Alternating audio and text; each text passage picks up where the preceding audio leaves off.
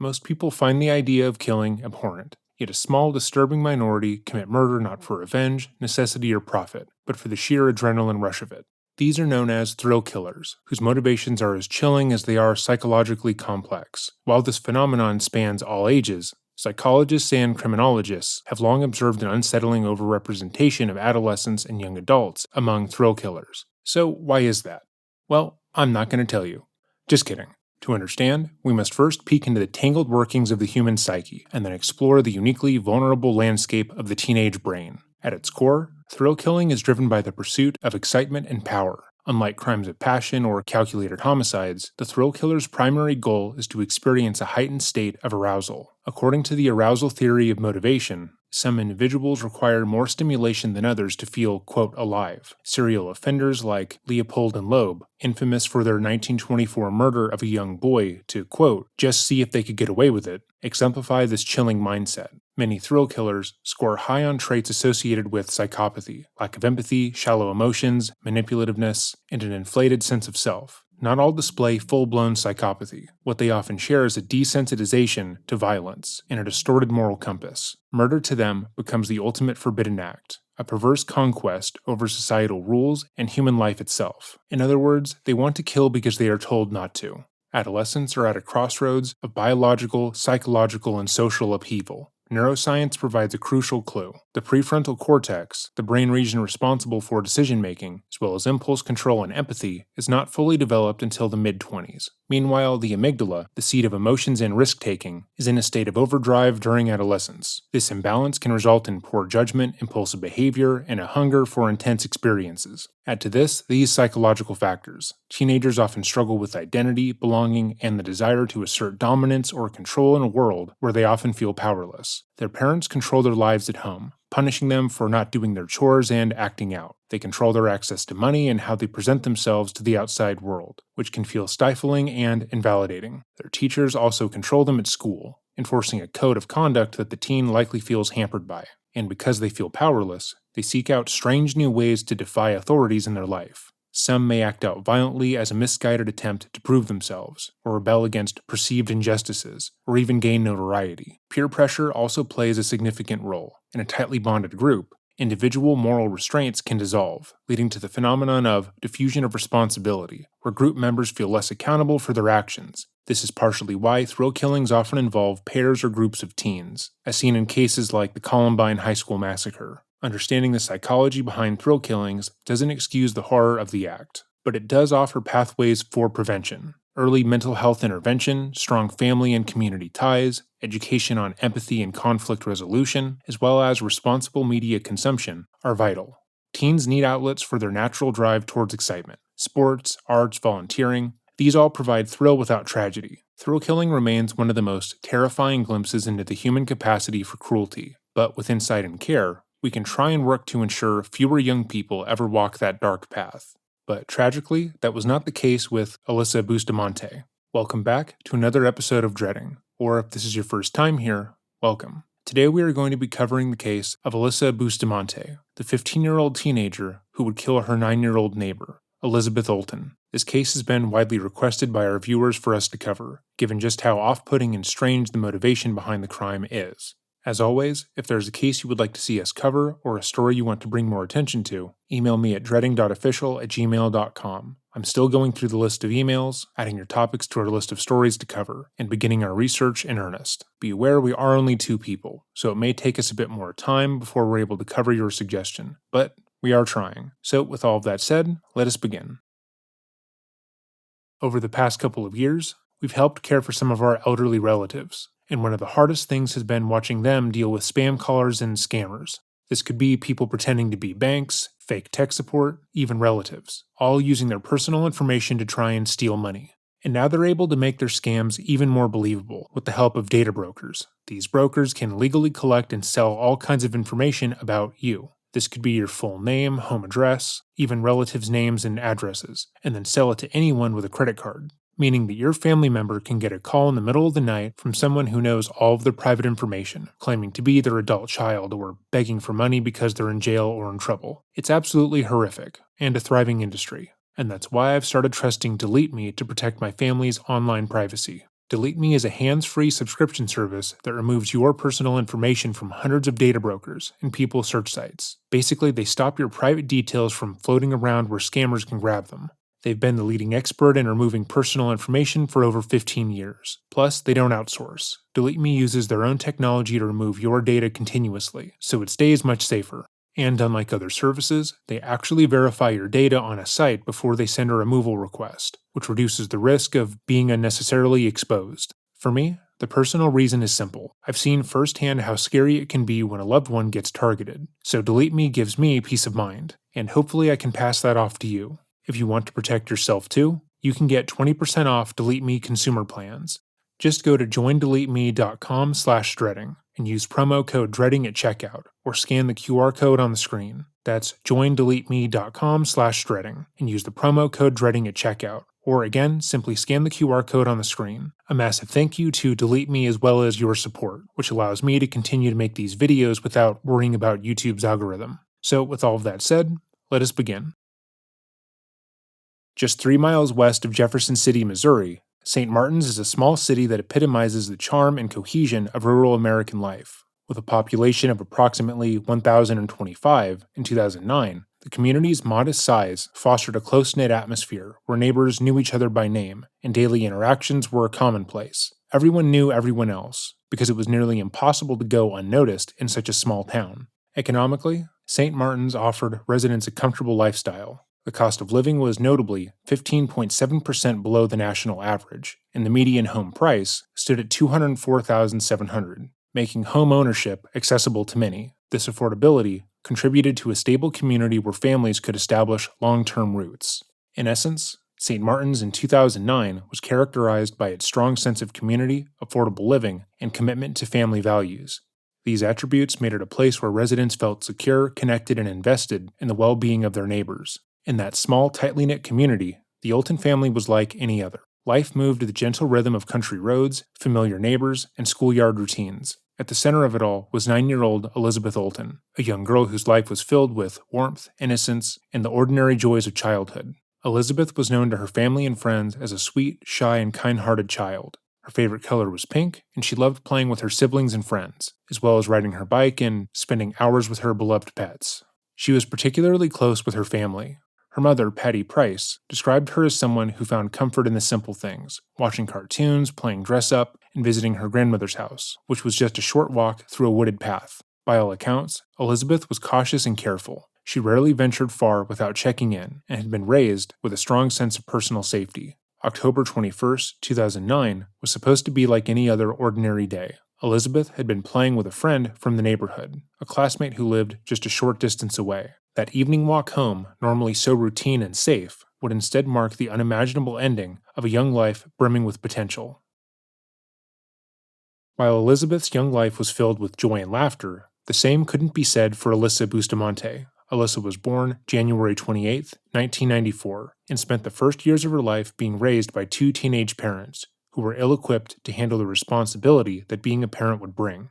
The home was marked by instability, neglect, and exposure to substance abuse, which greatly impacted Alyssa's early life. She watched her mother struggle with drug and alcohol abuse, which resulted in multiple instances of Alyssa watching her be taken to jail. Meanwhile, her father would similarly be incarcerated for assault. Before the age of 10, Alyssa and her 2 siblings would be taken out of their parents' care and placed into the care of their grandparents, Gary and Karen Brooke. Growing up around this sort of chaos and being exposed to this level of instability at such a young age can have profound effects on a child's development, potentially leading to emotional and behavioral issues. When children grow up amidst addiction, violence, and the steady erosion of trust, they often develop a warped sense of cause and effect. Psychologists refer to it as learned helplessness, a psychological state where a person feels that nothing they do has any meaningful impact. And for Alyssa Bustamante, this was unfortunately her daily life. Alyssa's world had been chaotic from the start. The one place where a child is supposed to feel safe and anchored instead taught her the lesson that stability was a fleeting illusion, and safety didn't really exist.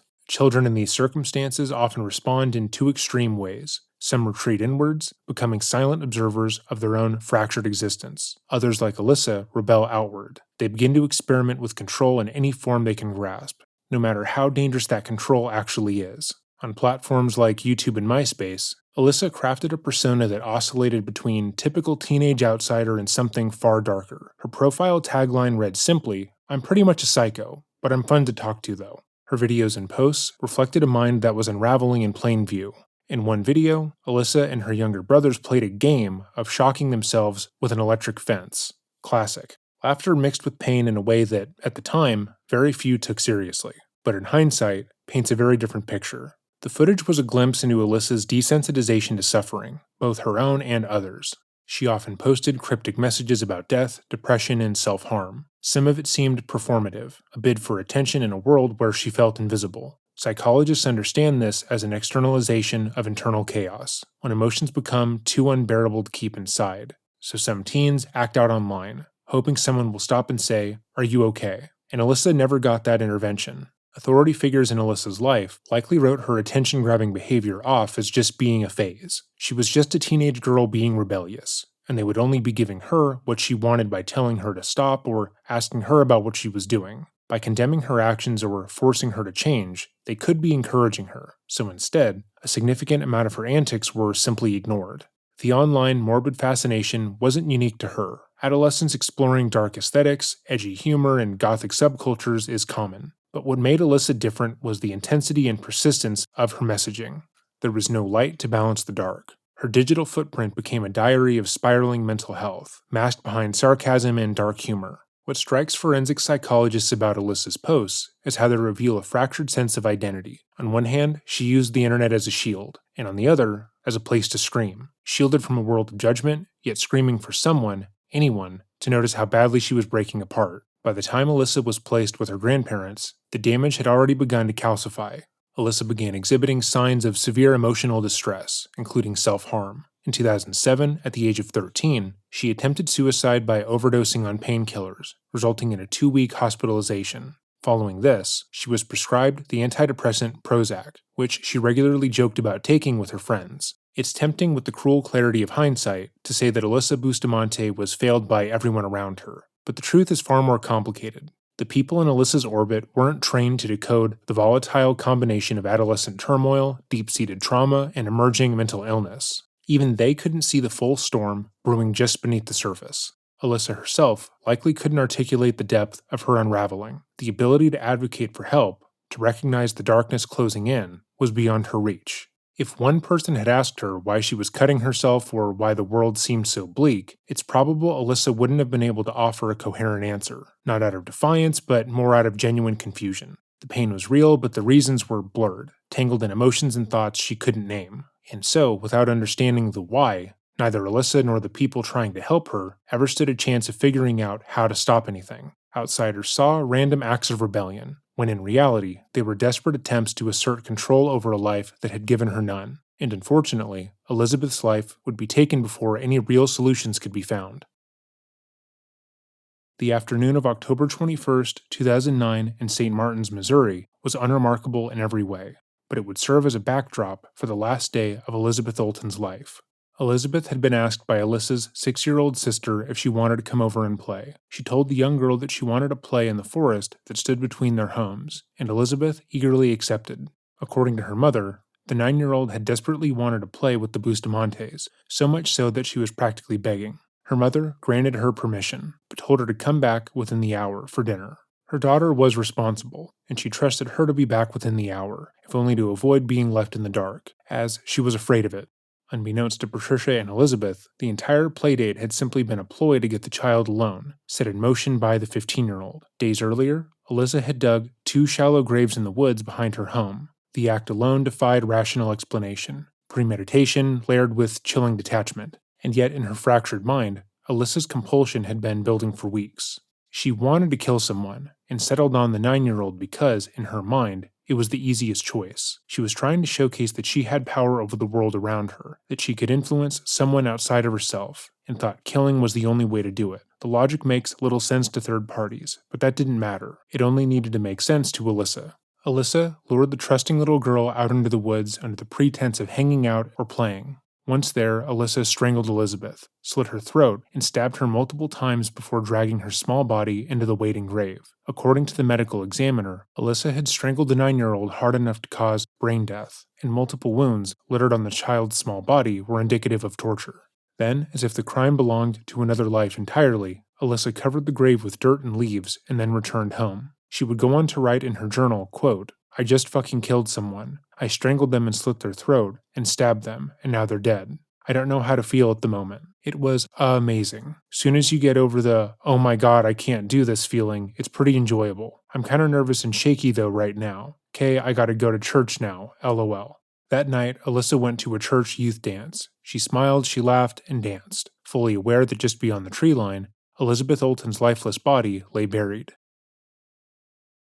But while Alyssa was dancing the night away, Patty was worrying about what happened to her daughter. At 6 p.m., when she didn't come back, she knew that something had gone wrong, but she had hoped she was mistaken. She called over to the Bustamante home, wanting them to send her daughter back over, but the grandparents claimed that Elizabeth hadn't come over at all. They were polite to the mother of 3, but were dismissive of her claims. After ending the call, Patty would call the police to report her missing. She hadn't been gone for even an hour, but the mother knew something was deeply amiss with the situation. Within 15 minutes, the police were at the Olten home, and a full-scale search was underway. The community responded in force. Law enforcement, family, neighbors, and volunteers fanned over the wooded trails, drainage ditches, and open fields. Flashlights pierced the darkness as voices called Elizabeth's name over and over. Dogs from the Missouri State Highway Patrol's K-9 unit were brought in. Helicopters hovered above the treetops. Every possible avenue was explored. 1/3 of the town would come out that night to volunteer in the search, including Alyssa, following the dance. To anyone watching, she blended in, a local teenager helping the effort, standing with others, holding candles, praying, and passing out flyers. She had even posted a message to her friends on social media. "This is going to be a long, hard search. Keep your fingers crossed." After finding no sign of the girl, the police would contact her cell phone provider, requesting an emergency ping be done on her device. Within moments, they were given the exact location of the 9-year-old's cell phone, which was alarmingly close to where the search had begun. The phone had pinged 3 times before dying, and was seemingly in the forest that lay between and behind the Olten and Bustamante homes. It was an area where the kids had played before, a place that Elizabeth knew how to navigate, and police began to consider the options. While they had hoped Elizabeth had simply gotten injured on her way home and was simply nestled in the forest waiting to be found, they feared that something more devastating had occurred. They mulled over the idea that she'd been kidnapped or sexually assaulted by someone in the area, that the phone had been dropped in a struggle, and so they came to the understanding that they probably were not equipped to handle the case,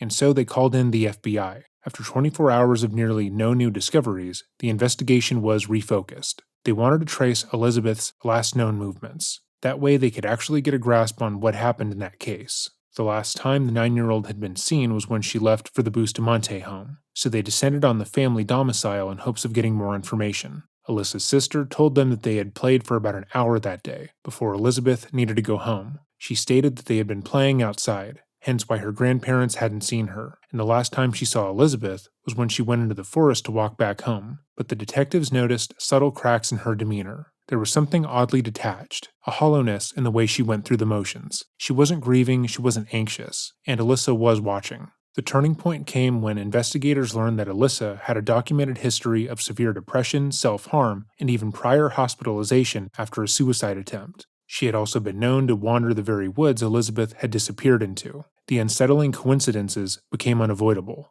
Alyssa was then brought in for questioning. The first interview was standard, calm, professional, and designed to lower her guard. Trained FBI agents subtly asked her about her movements, her thoughts, and her emotions. They noticed her responses were oddly unemotional, even when describing the search efforts. There was no genuine distress for a child she had supposedly known. The next clue came from Alyssa's grandparents. They mentioned something deeply troubling. Alyssa had been spending time digging in the woods days prior to Elizabeth's disappearance. This revelation sent law enforcement back into the forest behind the Bustamante home. In the same area where the cell phone had pinged, they found 2 small holes covered by newly turned dirt. The holes had clearly been covered recently, and were roughly the same size as a grave for a small girl. The FBI investigators brought Alyssa to the site, and she confessed that she had been the one to dig the holes. When asked why, she claimed that she just liked to dig, and would often bury dead animals that she found in the area, in order to pay respects to them. Again, she came across as completely detached while talking to the officers, and attempted to emphasize that Elizabeth was not in either of the graves. At the same time, they had gotten a warrant to search Alyssa's room. There they found the walls were covered in dark, Gothic writing, and she had used the walls of her room as a notebook, writing both in pen and in her own blood, of course, about her emotional turmoil. And it was there that they found her diary entry, although it was clear that Alyssa had tried to destroy it by scribbling over her own confession. Although Alyssa thought she had obliterated her own confession, the FBI were able to use backlighting and other forensic measures to make out her confession, and shortly thereafter, they were able to recover Elizabeth's body out of one of the graves. The discovery shifted the tone of the investigation immediately. Alyssa Bustamante, once just another teenager from the neighborhood, became the primary suspect. The interrogation was about to enter a much darker phase. The interview room was sterile, cold, almost intentionally claustrophobic. Alyssa Bustamante sat across from the lead interrogator, a veteran officer trained in the delicate, high-stakes art of psychological extraction. What followed was not a confrontation, not in the traditional sense. It was a masterclass in psychological pressure. The interrogator would later explain his technique: silence. Most rookie interviewers rush to fill the unbearable void between questions. They reassure, they explain, and they comfort. This interrogator did the opposite. His strategy was clinical and deliberate. Remove all verbal lifelines. Never interrupt her answers. Never soften the blow of her own words with another voice. Just let the weight of her confessions and contradictions hang heavy in the air. Silence in this setting is a tool of psychological destabilization. The human brain is wired for social reciprocity. When we speak, we expect a response, or a nod, or a word, or a gesture. When none comes, panic begins to seep in. Anxiety grows. The subject begins to over-explain, backtrack, or stumble in an effort to break the unbearable quiet. So let's observe how she reacts. If you don't mind, if I can sit here so I can write, because I'm going to be taking a lot of notes. So, okay. Do you want to sit here by you? Or no, okay. Wherever they've just kind of got us in a small room here. So. Within seconds of the footage rolling, something immediately feels off. Alyssa Bustamante's voice enters the sterile air of the interrogation room with a disturbingly chipper, almost carefree tone. There's an ease and a lightness to her voice, as if she is chatting casually about mundane teenage concerns, not sitting in a police station mere hours after viciously murdering a 9-year-old. At this point, Alyssa believes she alone holds the terrible secret of what happened in the woods, the gravity of her crime evaporating in the way she speaks. There's no visible tension in her body, no crack in her voice, no hint of distress over the fact that she's been brought in for questioning by law enforcement. To the untrained eye, she seems unnervingly normal. But she isn't alone in this room. Sitting quietly, heart likely pounding with confusion and dread, is her grandmother, the woman who took Alyssa in when no one else could, the woman who offered her a safe home, a warm bed, and stability after years of chaos and neglect. As far as her grandmother knows in this moment, her granddaughter is innocent. This is a tragic misunderstanding, a surreal nightmare that will soon be cleared up. Alyssa has a troubled past, but nothing that would ever suggest something so unthinkable. The psychological weight of the scene is devastating. On one side of the table sits a girl, masking her crime behind a disturbingly calm exterior. On the other side sits a woman who loved and protected her, completely unaware that the child she saved may have committed the ultimate betrayal. As the interview progresses, we will watch both of them closely. The mask will begin to slip, with the grandmother's realization unfolding in real time. It becomes a harrowing psychological drama of deception, denial, and finally, an unbearable truth breaking through the cracks. This is where they use the fingerprint stuff, so. And then here's wherever you want to sit. He's not coming in? No. Oh. Nope, that's for you, so. Oh, that's your chair. Okay, my name is David, you can just call me Dave. Okay. And you go by Alyssa. Yep.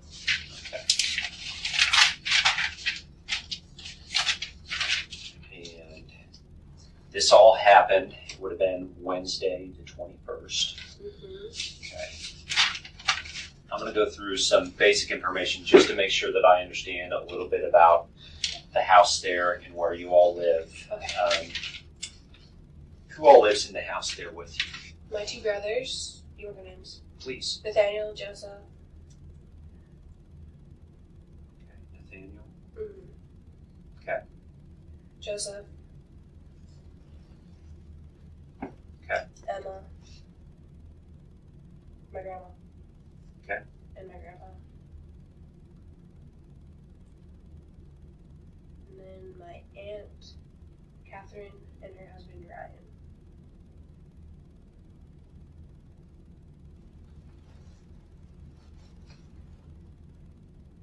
What's his name? Ryan.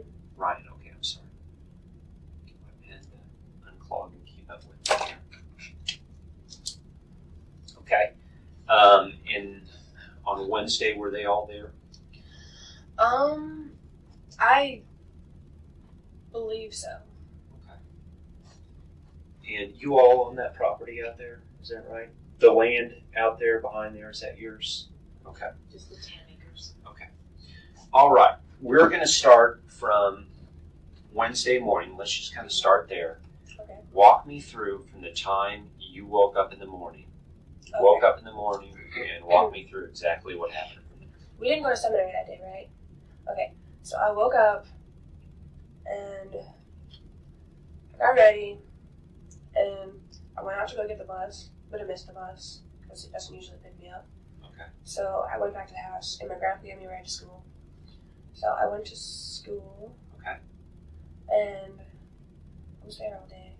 And then I came home on the bus and I got home around 3. No, 4. 3:30. 3:30, 4. I get home around then. And I just hung out in my room for a little while. And then I went for a walk around 4:35, something like that. And I was just walking around in the forest for a while. And I was supposed to take my little sister with me, but I ditched her because she's annoying. Okay. And I was just walking around in the forest. And then for about an hour, I came back around 5:36-ish. And I went up in my room. And I heard, Emma yelling. So I went outside. And she was down in the ditch area. She was stuck in thorn bushes. So I went down there and I helped her out. And she asked me why I was bleeding.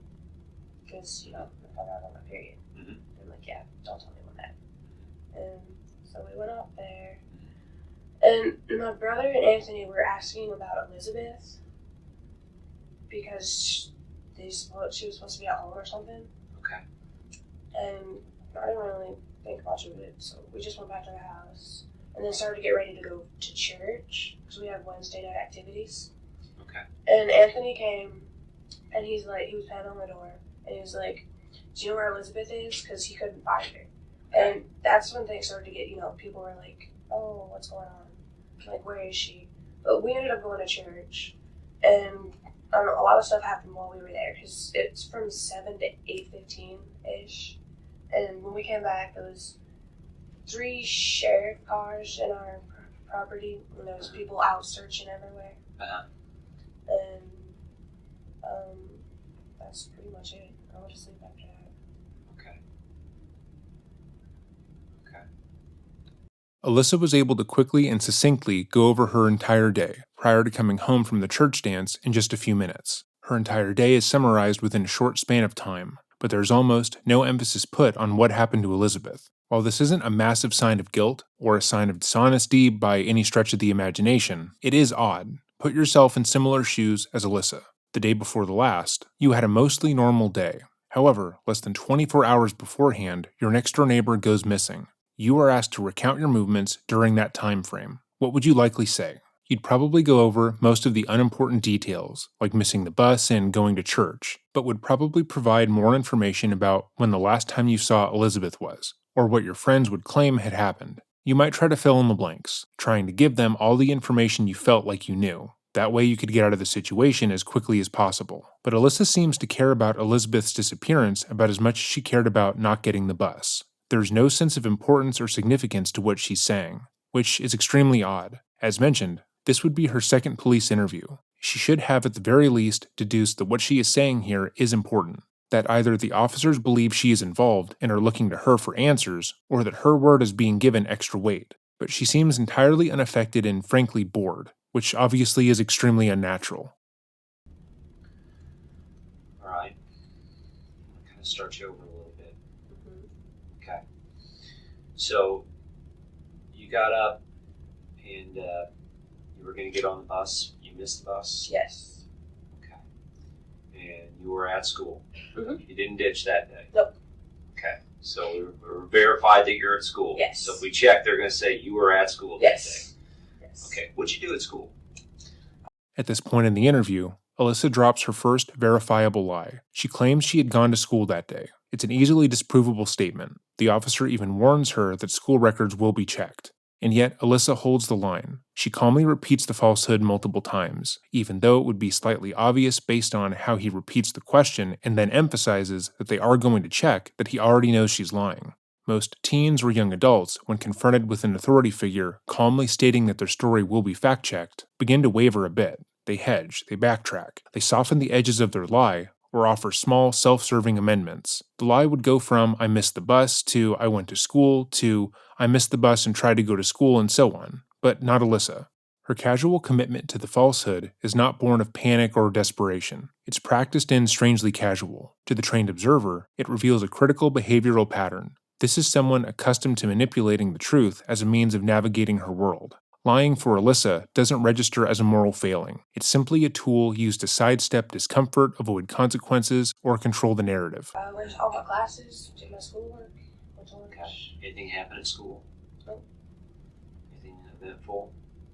Just the usual school day. Okay. I mean, anything out of the ordinary? Nope. Any fights or arguments with anybody? Mm-mm. Okay. Now you have a boyfriend. I do. Okay. What's his name? His name's Dustin. Dustin. Okay. Do you know, has anybody talked to him about any of this? Or? I'm pretty sure he's been interviewed. Okay. Okay. So you didn't ditch school that day, but the next day you did. Is that right? Yes. Okay. Okay, making sure I got my days right. Okay. Did you talk to Dustin on Wednesday? Yes. Okay.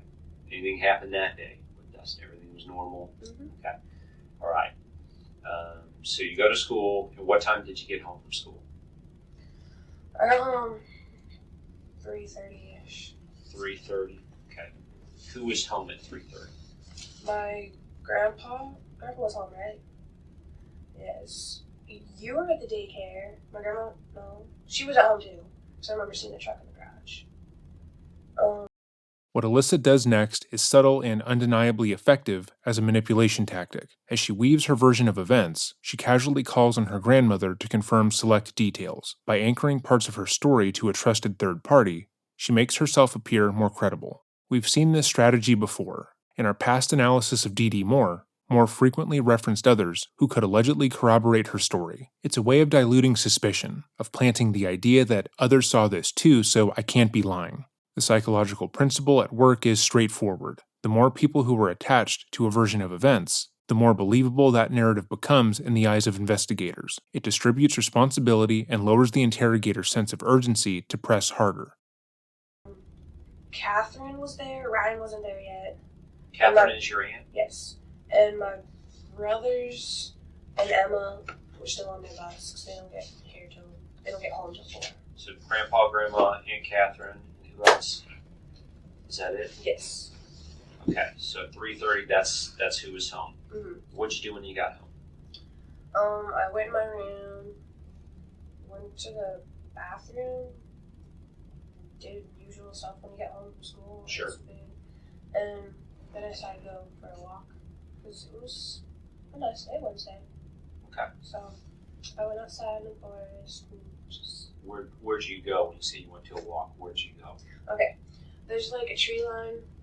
If you want to like draw this for you or something. I have a map. Oh. Now the thing about this map, Okay. I don't think it has where your actually house is. So the way I understand It's the about new right house here. would be right back here. Is that right? Around there. Okay, let's say the new house is ballpark here. So that is this correct then? So the wood line is back over here. Mhm. Okay, so I where went did you through go? here and I hung out at the pond for a little while. Okay, And then there's a trail that goes out here and then it's like right. draw it for me if you would, please. I'm not exactly sure how far back it goes. It's like past all the clearings and then when it starts to get to like a smaller trail and whatnot, there's a little side thing. It's like a side trail I go off on. And you just keep following that trail and it goes off over there. And there's like a really cool cow pasture with sweet looking, it's like a creek kind of. Okay, so it follows. It goes from pond to pond to pond. Are these Those ponds? aren't ponds. Oh, they're not? No, those are like clearings. Yeah. Just clearings? Okay. Yes. All right. So There's like clearing to three clearing. three clearings, I believe. And then this goes to a creek bed. And then there's a trail, but it's kind of hard to miss the side turning. It's like kind of right at the beginning of the trail, and it splits off and you cross a little creek, and then there's another like path, like a road path. And you just follow that, and then it takes you to this real cool pasture. Okay. It's something we always do is we walk a person through their day, and we make a timeline just so we go through everything. So what time did you go for your walk? I went for my walk around 4:30 or 5. Okay. So how long, when you got home about 3:30, how long were you at home messing around before you went on your walk, do you think? I was home at least an hour. Okay. So about 4:30 or 5 you went? Right. Okay.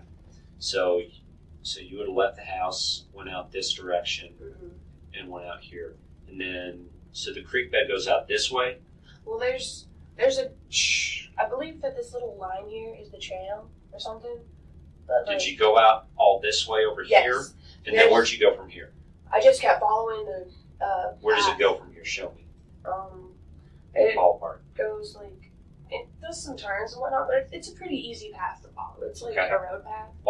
Show me does it loop back around then? No, it doesn't loop. It like goes this way, I think. Okay, and then what'd you do? And then there was a pasture. I just hung out at the creek. And then what'd you do? I came back. Then you walked back? Yes.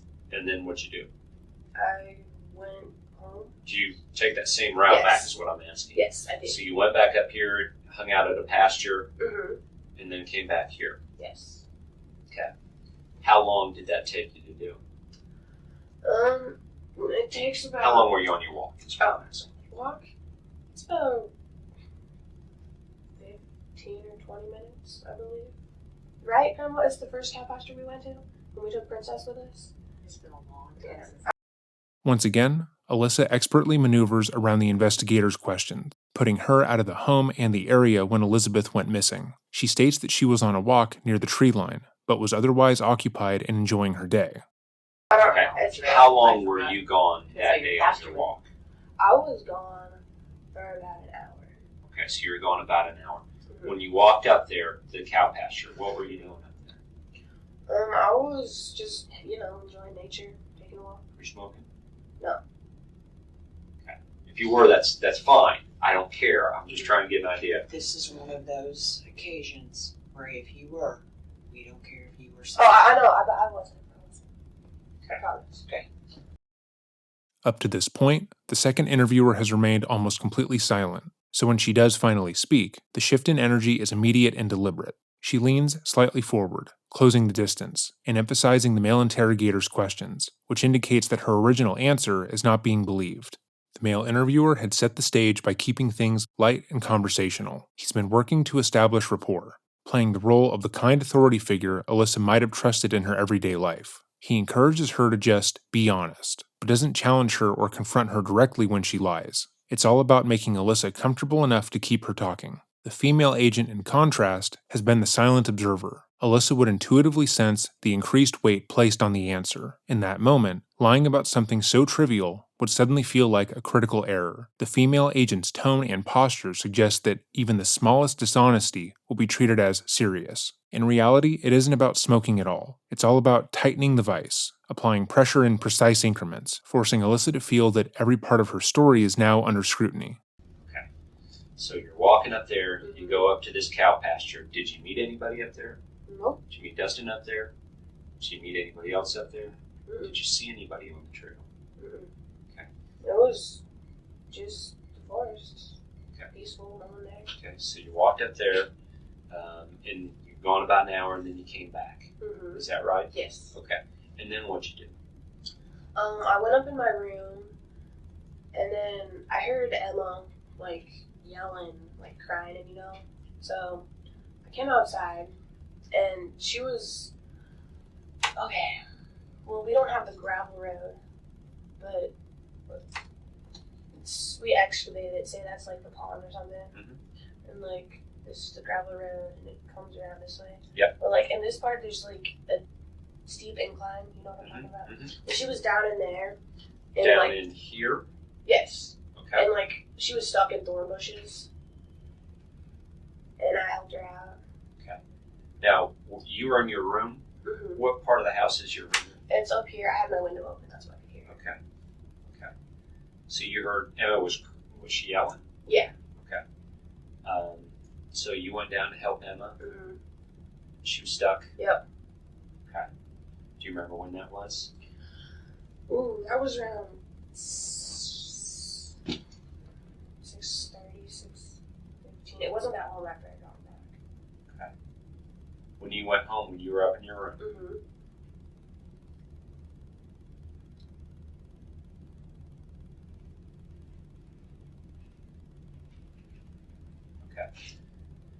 And so you go down to help Emma, and she was stuck. How was she stuck? Well, like, there was a big old bush of thorn, like, big old thorn bushes, and, like, she couldn't get over it. She somehow managed to get herself stuck in there, so I had to go down and help her. Okay. Is she like your little person? You look after her? I do. I mean, she's annoying, but She's still your person.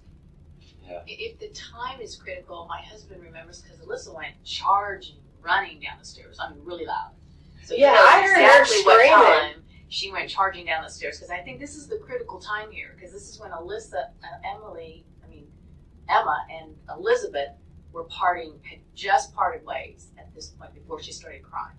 Uh-huh. I don't know if that's an important time, but You can see now that Alyssa's grandmother is genuinely trying to help the police, providing them with further details about what happened. She gives information freely, then adds further clarification as to why what she is saying might be important to the police. She wants them to know everything that she knows. She wants to help them understand her point of view. Meanwhile, Alyssa is more withdrawn and cagey with her answers. She tells them small details, but nothing that is outright helpful or has anything to do with the case at hand. So she doesn't offer up any information the same way her grandmother does. Moreover, she doesn't believe that her grandmother has had anything to do with the young girl's disappearance. She believes that when Alyssa went bounding down the stairs of the home, she went out to help her younger sister, like she said. The very concept that she actually assaulted, tortured, and then killed their neighbor is an impossibility in her mind. So when she confirms Alyssa's story, she thinks that she's helping her move through the interview so they can go back home for dinner. Yeah, I want to back you up a little bit because when you went on your walk, you said about 4:30 or 5 or so. mm-hmm. Who did you see when you went on your walk? I mean, when you went out, who was around then? Well, I just remember seeing Catherine's car in the driveway. Grandma and Grandpa's cars in the garage, I believe. And I just walked out and I started like running to ditch Emma around there. And she Okay, so Emma was behind you? Yeah. Okay. But you didn't see anybody else? No. Okay. Did you see, you said your Aunt Catherine was home at that time? Yes. Okay. So you came back, you helped Emma, and then what happened from there? You helped Emma out, and then what'd you do from there? We went back to the house after I had gotten her up out of the Okay. phones. And then we started to get ready for church, because church starts at 7. Okay. And we went to church and just did the activities till 8, came back, and everything was crazy.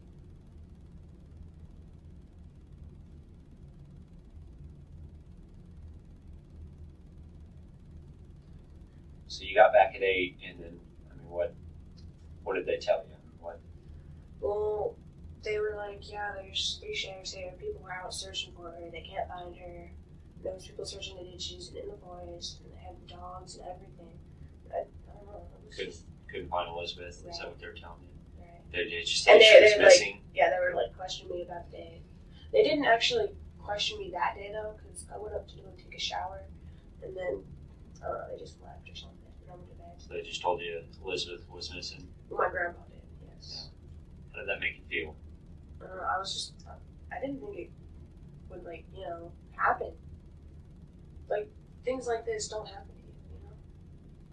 This is a phrase so common in true crime reporting that it has become almost cliche. In fact, every time we've used it in our own videos, it sparks a flood of comments and emails saying, "Nothing like this ever happens here." Many assume it's a lazy throwaway line, a reflex of formulaic journalism. But the truth is more nuanced. The repeated use of that phrase is actually a sociological marker. It speaks to the very nature of the communities where these tragedies unfold, places where neighbors know each other by name, where generations grow up side by side, where trust weaves itself into the fabric of daily life. When residents say, "Nothing like this ever happens here," what they're really expressing is a collective psychological defense. In tightly knit communities, people rarely associate even distant acquaintances with violent crime. Criminal behavior belongs to outsiders and people they don't know and therefore don't trust. The idea that someone inside of their own circle could be capable of unspeakable violence feels impossible. This is known in psychology as the in-group bias. People extend greater trust and leniency to those they perceive as part of their own community, often to a fault. It's a comforting illusion, but still an illusion nonetheless. The reality, as cases like this so brutally remind us, is that danger can come from anywhere and anyone. Alyssa uses the phrase to her own benefit. She's part of the community. She's a young teenage girl, so she couldn't have possibly done anything like this, especially since so many people know her. Sure, she's had a significant amount of issues in her life, but she's a good girl who loves her family and goes to church, so it's impossible for her to have committed such a horrendous crime. What can you tell me about Elizabeth? I don't know, other than her name and her date of birth here, I don't know anything about this girl. Tell me about Elizabeth. Well, she's 9. Okay. I don't really know that much about her either. I mean, tell me what you do know about her. Okay. She'd come over and swim. She's kind of girly, like Okay. not like naturistic, I guess you could say.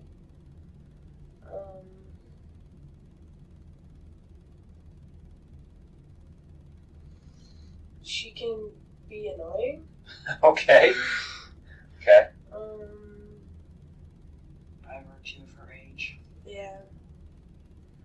She hangs out with Emma occasionally.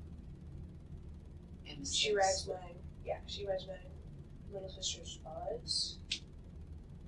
That's about it. My brother's Anthony. Okay. She's a brother, Anthony.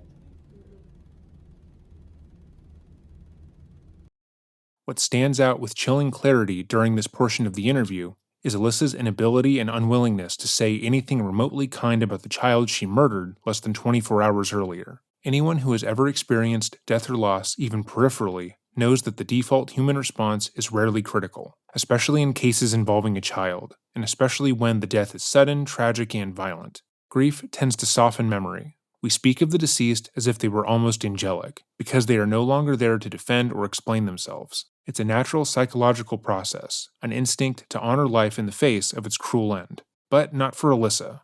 Elizabeth was more than just a neighbor. She was her sister's friend, a familiar presence in the Bustamante home. They had spent countless afternoons together. Elizabeth also looked up to Alyssa. In any normal scenario, even under stress, you would expect Alyssa to acknowledge something kind about the little girl who had so recently disappeared. Instead, Alyssa focuses almost clinically on why she found Elizabeth irritating. She describes her as, quote, girly, as if that's an inherently bad thing. She emphasizes how annoying she thought the child was. It's this detached, dismissive attitude that speaks volumes. Not only does Alyssa fail to express remorse, but she can't even muster the basic social instinct to offer pleasantries about a missing child, a child who had once been a regular guest in her home. Okay. You don't know anything else about her? No. Okay. All right. Well, there's been, there were some folks out there out in the forest, I guess, digging some holes or looking at some holes. And I guess they had said that you like to go out there and dig holes. So I'm going to have to ask you some stuff about yourself. Okay. Because obviously that plays in there if they were looking at holes and you're out there in the forest and that sort of thing. So Right. I guess just tell me a little bit about yourself so I understand where all this is coming from. I really like nature, animals, being outside. It's just naturistic like that. And I get bored really easily, and I'm entertained really easily. Okay. So digging holes is just something to do. Pausing to say that if you get bored easily, you are likely not entertained easily. Those are conflicting statements, but this is me being pedantic, which is fine, because she killed a 9-year-old. behind our daycare house, there's like two still there that you haven't filled in, right? 2 holes. That from when me and my brothers were digging holes when we lived in the house. Okay. And they're really big. But the one that usually I don't really dig very big holes because I get bored. I'll like start doing it and I'm like, oh, I don't want to do this anymore. Okay. You just like to dig holes? And I like to climb trees. Okay. Oh, and I bury dead animals that I find because I believe it's respectful to them. Okay. Okay. What kind of holes do you dig? Tell me about these holes you dig. Well, You dig them a certain way every time, or just just dig a hole? Just dig a hole, very much. Okay. Just wherever they're at? I mean, do you dig at a certain spot, or what? No. Just a big round hole. I'm such a not dirt kind of girl. Yeah. That's amazing to me. I don't do worms and I don't do dirt. Well, I'm in rugby, Oh. and so like we do a lot of contact, physical in the mud and whatnot. And I know several really girls enjoy playing that. rugby. That's kind of the thing right now, isn't it? Yeah. These two interviewers are some of the best we've observed on the channel because they expertly diffuse the tension here without alleviating all of the stress that Alyssa would be under. Alyssa knows exactly what they're asking her about when they talk about holes. She knows that it makes her look suspicious, and so she tries to avoid the topic and is avoiding giving them any real sort of details about her love for digging in the woods randomly. So the female interviewer steps in and asks her a joking question about dirt, and if she is okay with dealing with dirt in any way. She pokes fun at herself, claiming she's not a, quote, dirt or worm person, and the group laughs and gets on another topic entirely. This alleviates some of the pressure and would, for a moment, make Alyssa feel like she isn't being seriously looked at, that everything is okay, despite the fact that they're getting alarmingly close to figuring out what she's done. It's new. I hadn't heard of it until this year. This is the first year I've and Yes. I know several girls So that are playing. How many teams are there? Girls rugby? Yes. It's Girls good. rugby, high school girl rugby, and Hey. they get after it. Oh, I'm sure they yes, do. they do. The school I'm doesn't sure sponsor they it do. because it's too dangerous. But Yes. there's a team Hey. in Jeff I City. know there's at least 2 Good for teams 'em. in Jeff City. Yes, Mhm. I'm not sure about the other one, but I'm on one of them. So, And you love it, I do. and you love the mud, and It's you so love much dirt fun. under your fingernails. Do you mind worms? I like bugs. Yeah, I'm all like when I'm working in You're my the- flower. you're the girl I'm with the the glove girl because I don't do, and I'm all. Ooh, Yeah, you there's two a would- worm. Yeah, you wouldn't have had to run to ditch me at the wood line. I'd have been like, oh, I'll wait here. My little sister, she'll follow you. She'll be like, oh. She was thank you, running thank to you. keep up, Yeah, so you had to outrun her. I did. Yeah, It's not that hard though, because she's 6. she's 6. Alyssa, this hole that you dug, when did you dig that hole? Sunday. I Sunday. believe. Yes. Why did you dig that hole? Because Sunday I was bored. You don't really do much on Sunday. Can't watch TV, play video games, you know. So, decided to go outside. When did you dig it? Ooh. I think my grandpa would have the exact time. I don't really remember. What were you doing Sunday? I mean, tell me about Sunday then.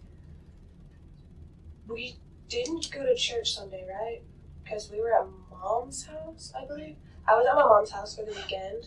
Okay. She lives at the lake. And we came back around 5, and I know I dug it before dark, so it was sometime in between. Wait, what time did we come home? I didn't pick you up till 6.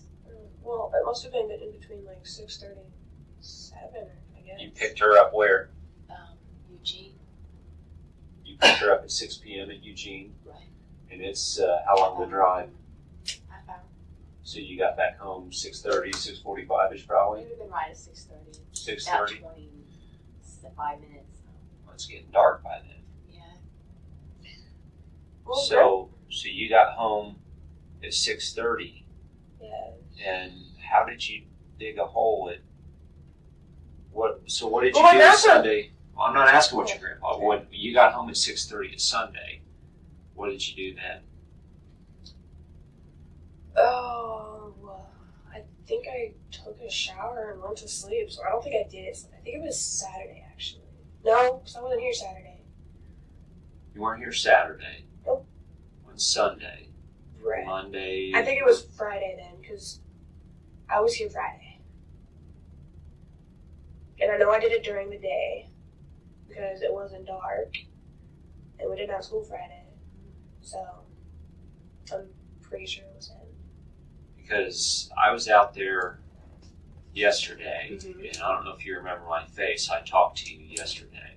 Yes. And you probably don't remember, I had mud all over me then because it was raining. I'd been digging a hole for about 5 hours. Right. And you and your grandpa assured me it was on Sunday. You told me you were 100% positive it was Sunday. So now are you Well, certain if it it- wasn't Sunday? Well, now that I actually think about it, I was just listening to my grandpa because he keeps track of things really well. But if I didn't get home till 6:30, then there's no way I could have done it. Yeah, it wouldn't seem possible. Then, Right. would it? Right. And you weren't here Saturday. Right. And you didn't do it during the week because there's only Monday, Tuesday. Right. So then you're thinking it had to have been Friday. Yes. Okay, so tell me about Friday. Do you remember Friday? Did you go to school on Friday? You We didn't have Okay. school Friday. No school on So I Friday. got up around like noon. Okay. Ish. So were Grandma and Grandpa home on Friday? Or did you work I on worked half a Friday? day. You worked half a day, so you've been home at noon? 12:30 is when the sun comes. Get it back 1:45. Okay, and so was she asleep when you got home? I just did not recall. Okay. I So don't think what so. you did? I had pretty much like gotten up and was just hanging out. Just, It was my organizer. yeah. That might tell me something. You'd like. Oh, that's fine. So then Friday, what'd you do? Think back to Friday. After getting up, I hung out for a while at the house, and it was a nice day Friday. Relatively nice day. So I decided to go outside and just do whatever. And I dug a hole, and then I came Okay, back. well, hold on, I'm going to slow you down. Okay. It was a nice day, no school, you slept till noon. Mm-hmm.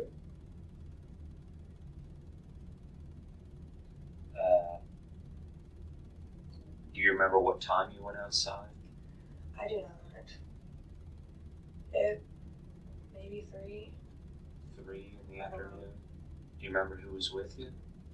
I did not bring anyone with me. I go on solo walks. My grandpa should have seen me though, because I don't know. Yeah, he would have seen me. Your grandpa would have seen you Yeah. go out. Did you just bring a shovel with you? Yes. What kind of shovel? Like a long shovel or like one of the short shovels? It's a pretty long shovel, like that tall.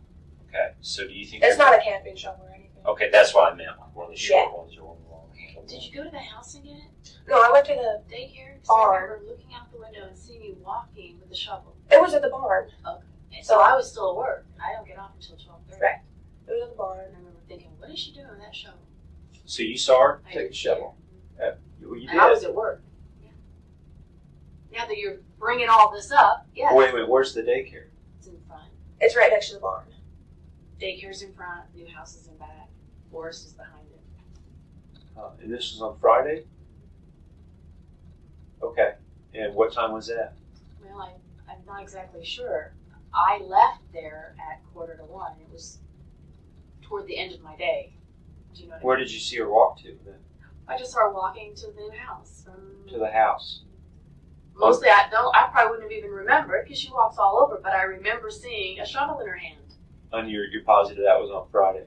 Well, I can't be positive, 100% positive, but it was within the last few days. And since we're kind of, narrowing the days down on the timeline, I would have to say it was Friday. Okay. I don't know why that matters, but Well, it matters because if there's we're trying to account for why there's the hole back there and when it was dug. So we're trying to account for that hole. And it was either Thursday or Friday. I can tell you that 100% for sure. And since she probably didn't do it Thursday, because she has rugby, doesn't come home until 5:30. It just kind of fits into that. That's the only day. Do you know what I mean? I can see why you do these timelines because then you. yeah, where is this? This isn't. Oh my word! exact. Well, Because this yeah, is an when old she could just map. always So if correct. this were the I don't house, have where's the whatever she daycare? has in her brain to see all that. That Where- looks like a mess to me. Well, if here's your road coming in, and here's the house, where's this daycare? Is the daycare in your house? No, there's a whole house there. So what's this? Well, here's the where would the pond be, and here's the highway.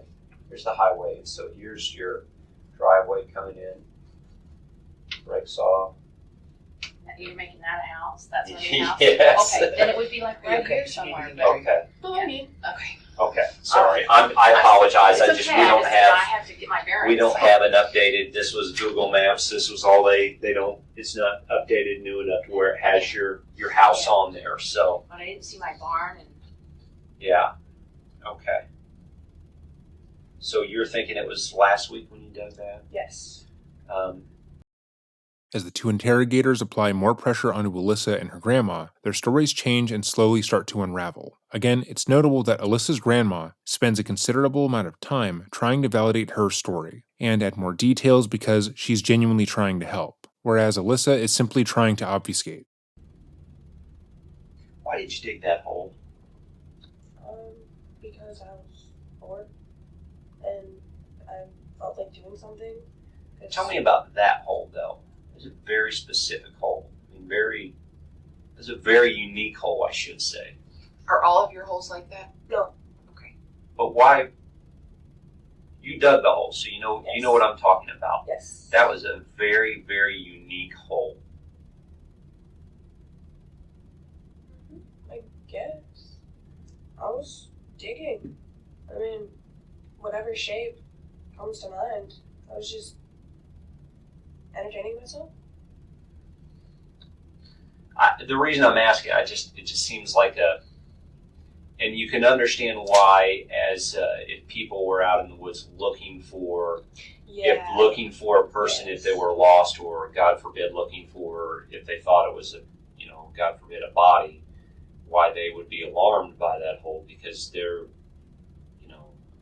come along a hole, freshly dug hole that was, we're talking about a perfect rectangle hole that is 3 by about 4.5, 5 foot, perfect rectangle. Perfect size. What would be a grave, or what you think of a small coffin? So think a perfect rectangle about 3 feet by about 4.5, 5 foot, straight shovel marks down, about, as you described when I talked to you out there, about that deep. Straight down the first few inches of dirt, up until you get to that real hard packed dirt, almost as if somebody were digging down, got to a point to where you got to those roots in that hard dirt and realized it's too hard to dig. Do you see what I mean? Yeah. And so that's why so many people, I think, were alarmed by that hole, because that's the kind of hole that we as investigators typically see when we find a body underneath it. So I think that's why there were so many people alarmed by that. So that's the reason I was asking you why most people, if they were just going to bury a bunny or something out there, they dig. I'm digging a hole, by God, just dig a hole.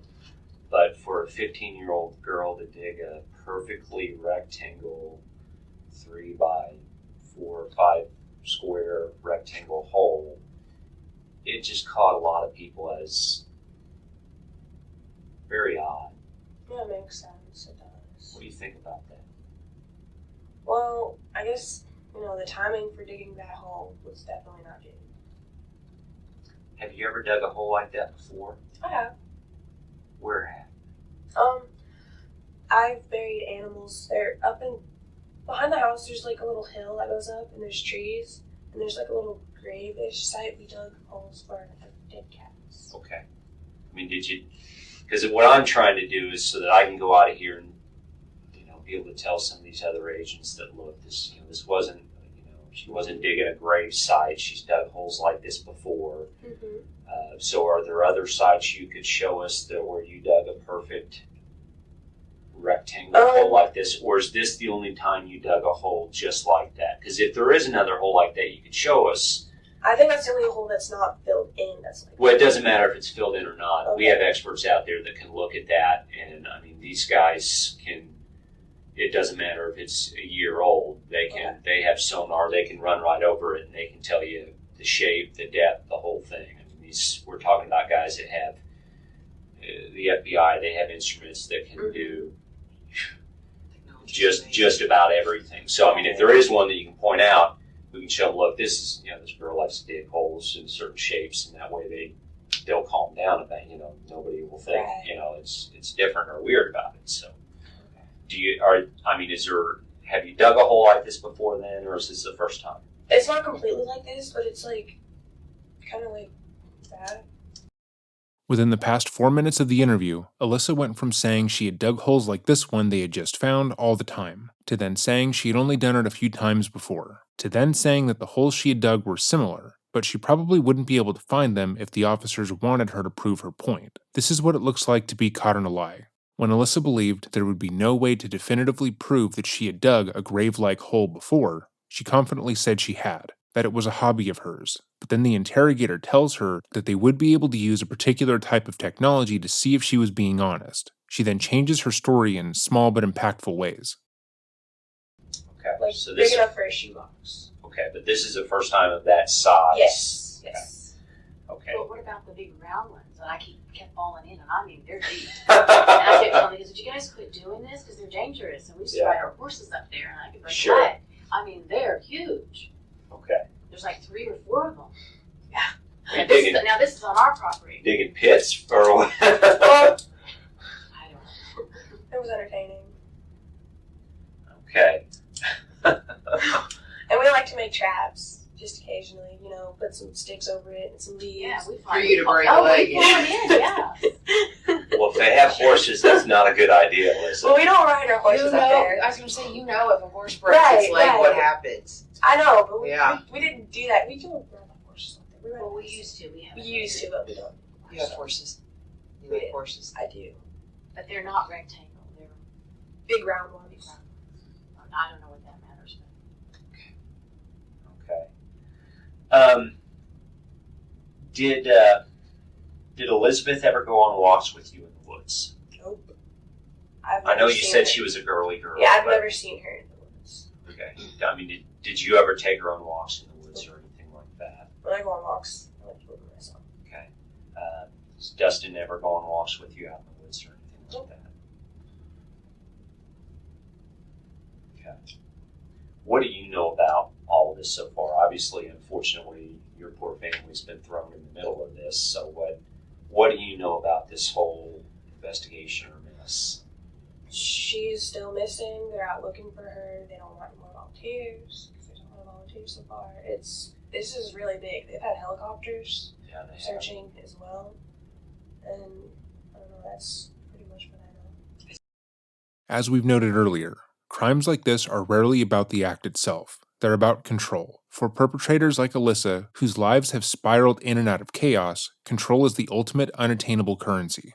On the surface, Alyssa had ordinary teenage outlets. She played rugby, spent time with friends, and wandered around the woods near her home. But these were conditional freedoms. The moment she broke a rule or stepped out of line, any sense of autonomy could be stripped away by an adult, a system, or circumstance. As she grew older, Alyssa's attempts to reclaim agency took darker forms. Self-harm, cutting, and her attempt on her own life at 13 are examples of this.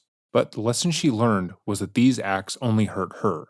The world kept turning. Her family was affected, yes, but life outside of her small orbit barely rippled. So her focus shifted outwards. She craved proof that she mattered in a way the world could not ignore. When Alyssa later describes the magnitude of the search for Elizabeth, it reads as a desperate, dramatic attempt at self-validation. They are here because of me. The child she killed, the body she hid in the woods, became the trigger for an entire community to stop, panic, and react. In Alyssa's fractured worldview, she had finally made herself the most important person in the room. It's an unimaginably twisted sense of purpose, but for Alyssa, it was all she had left to hold on to. It's very sad for her. Yeah, Could you imagine if Emma was missing? God, it would be awful. Yeah, and her mom, her family. I mean, that's why they're making such a big deal about this. Yeah. I mean, can you, like I said, you can came understand why all this thundering is down going the on. stairs when Emma was screaming outside. I mean, I just can't. This might be the saddest moment of the interview, because it's horrifically sincere. Alyssa's grandmother talks about how horrified she would be if she were in Patricia's position, how scared she would be if something happened to any of her children or grandchildren, and once again, Alyssa just agrees. Knowing that she is the reason this all happened, it makes her feel important that she caused a tsunami of sorrow throughout her community. She enjoyed killing Elizabeth, and watching everyone in the community come together to talk about how shocking this all was is a net positive for her. All the while, the people who have taken care of her sit idly by, not knowing she is directly responsible. I know, I've got kids, so I can't even imagine. I'm going to ask you just some opinion questions here. Okay. What do you think happened to Elizabeth? Well, I really don't think she would run away because she's 9, and the way that they've been searching for 2 days, never got any sign of her. So I think that maybe someone kidnapped her or something. It's a terrible thing, but I don't know what else to assume. Would she have easily been lured into a car? I mean, was she that kind of girl? I don't know anything about her. Would she have been like with a kitten? I mean, Maybe. You'd have to ask her mom about sure. that. Do you think somebody did something to her? I mean, is that...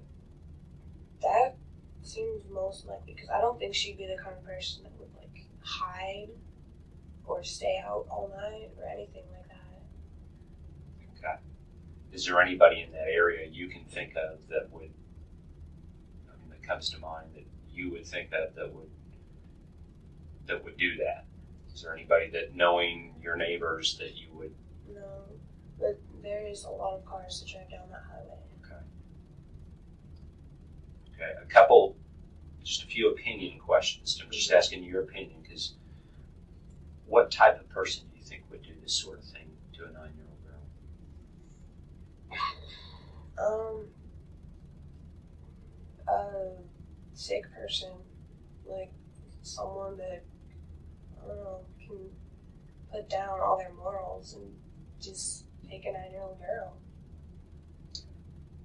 Whenever we find out what happened to her, if somebody did something to her, what do you think should happen to them?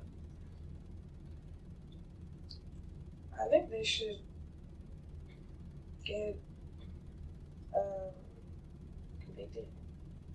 Well, yeah, because all the trouble that they caused him so far. I'm going to ask you, because I ask everybody. Mm-hmm. Did you do anything to Elizabeth? No. Did you cause her disappearance? No. Did you kill her?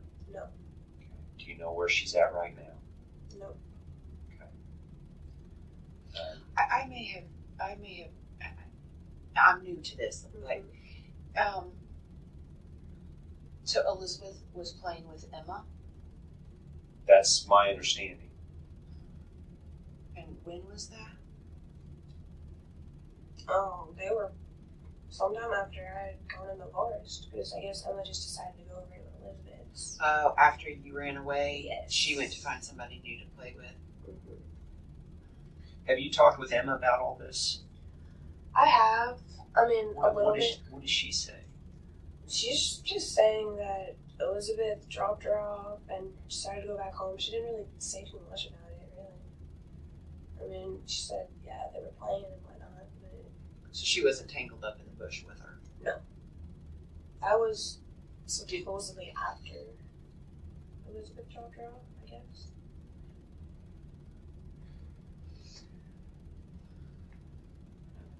Okay.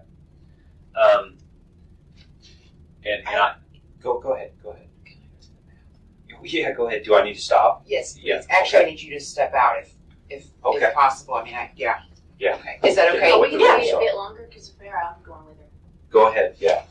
I'll whatever the rules are. I'll You step go ahead out. first, please. At this point, Alyssa would likely assume that her interview was a roaring success, that she had the investigators eating out of the palm of her hand, and her crimes will never catch up with her. So let's watch as she's proven wrong. This next portion of the video will have minimal interruptions, as the male interrogator will be asking her even more clarifying questions, and slowly ramping up the pressure in a manner that would be difficult for Alyssa to maneuver. Oh, we're locked in. This happens to me at the juvenile office as well. I Do they locked lock it? in and Yeah. locked out and green buttons. And You okay? Get us out. Do No, you need to go to the I didn't know the bathroom? doors Do were you need locked. some water? Okay. You do. Okay. This way. Yes, this way. I will not. I'll just stand outside. You just want to come right here. Yeah. You okay? You want something to drink? No, I'm good.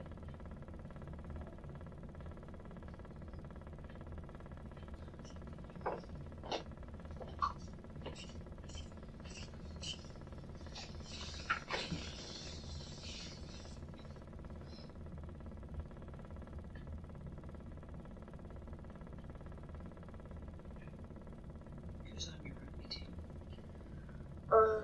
Kara Murphy, Kara Weber, Jamie Gish, another Jamie, I don't know her last name. Katie, Nelson, Taylor Berry, Tanisha, Sierra, Lauren. That's all I can think of right now. How many people on the field at the same time? There's supposed to be 15, and we have like some people that like just come, but then don't come other times. So just be random.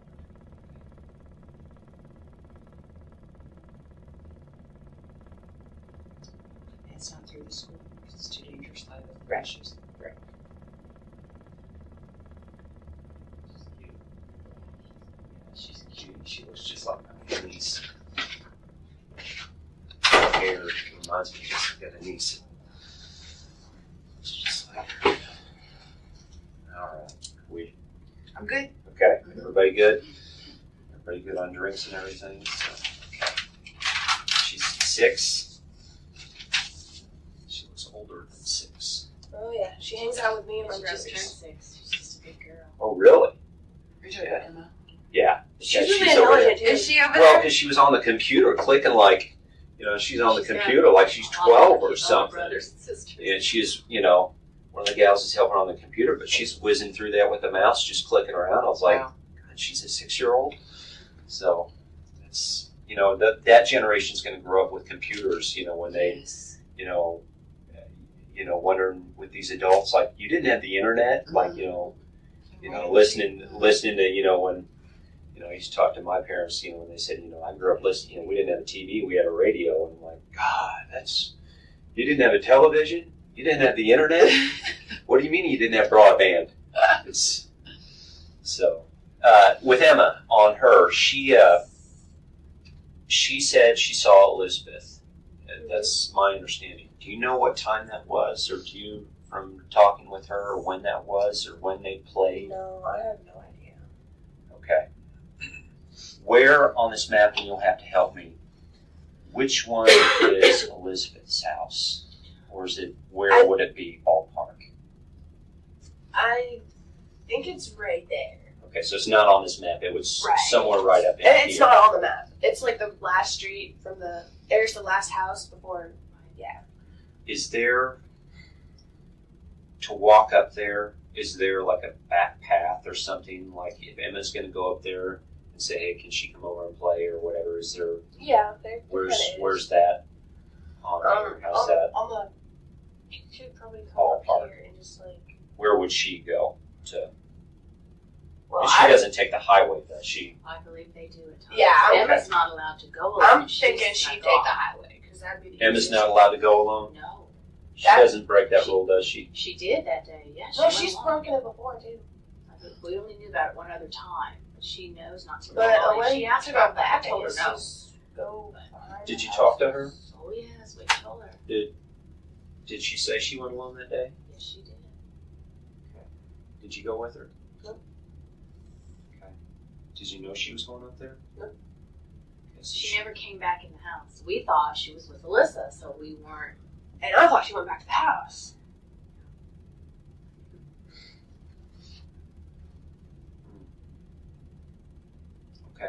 So she went up there and then brought Elizabeth back. Apparently, did you see Elizabeth back there?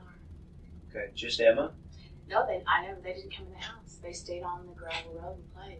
I didn't even know she was there. Okay. Did anybody else in the house see her? Did Aunt Catherine or Well, I Ryan? don't know about Catherine saw her or not because we could ask her, but no one else did. Did you see Catherine or Ryan outside? I didn't see them outside. I just saw their cars parked and I knew that they were. Did you see your grandpa outside? Yes. When did you see him outside? I saw him outside as I was leaving As you were leaving where? to go to the forest on the walk. Where was he at? He was working on the front of the house. I think he was working on the steps. He was working on something, like by the air conditioner. Where's that at? Oh yeah, new stuff. The house would be like, the air conditioner's right there. Okay.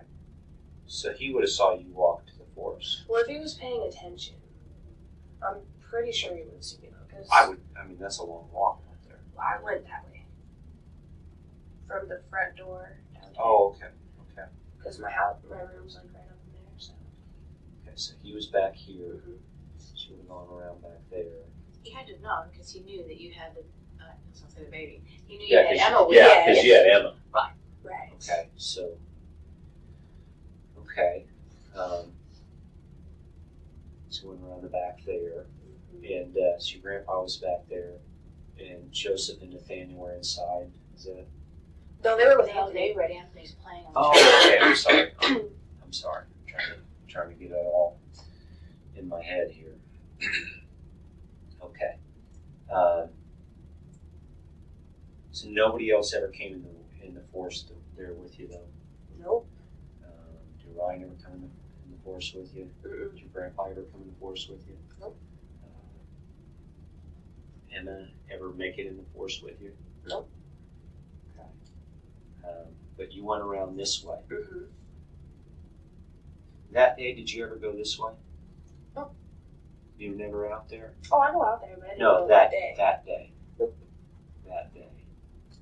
You were never out there that day. Mm-hmm. But you heard Emma down here. Mm-hmm. Where were, from talking with Emma and the rest of it, where Emma and Elizabeth were playing? I mean, from talking and all She the said the big discussion. rock. There's two big rocks. Where are these big rocks at? Oh, I couldn't. I mean, are they right around the house here, or where?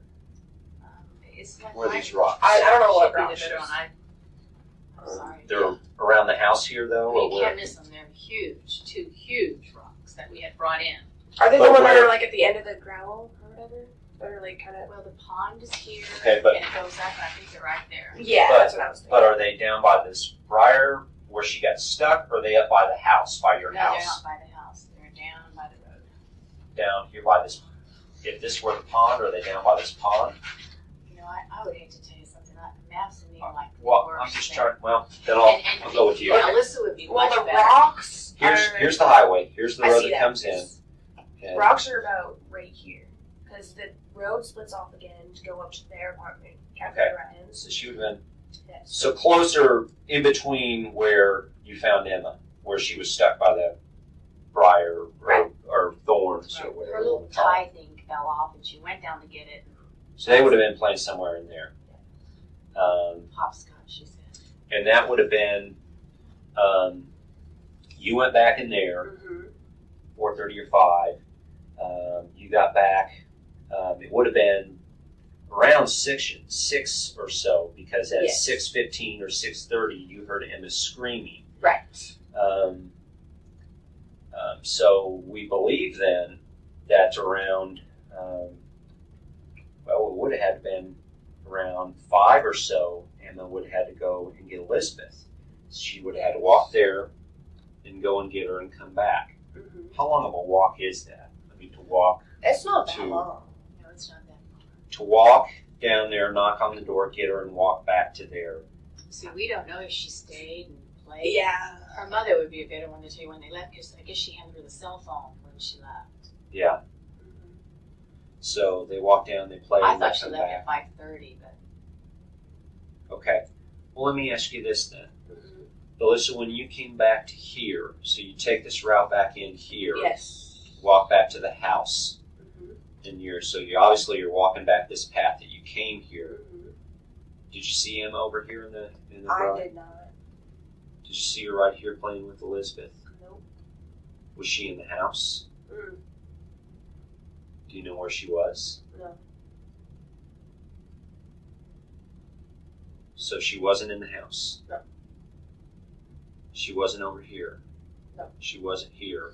Well, no. I didn't see her over there until I heard her. But I didn't know where she was until I heard her and came out. So we have no idea where Emma was. Right. Okay. So you're saying we just don't know where she was. Mm-hmm. So is Emma saying she was just playing with Elizabeth the whole time until she got stuck in the thorn bush? Well, I guess they separated before that. Elizabeth said she had to go home. Then she got stuck in the bush.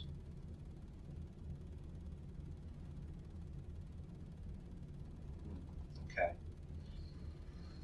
Okay. Do you have a cell phone? Not right now.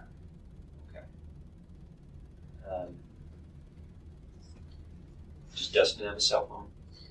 He and his mom share a cell phone. You guys talk on cell phones or anything back and forth, or Mm-hmm. is that how you guys communicate? Or We call usually. okay, you guys talk a lot. She run up the phone bill. Well, she's been grounded for the phone for a week now. Okay.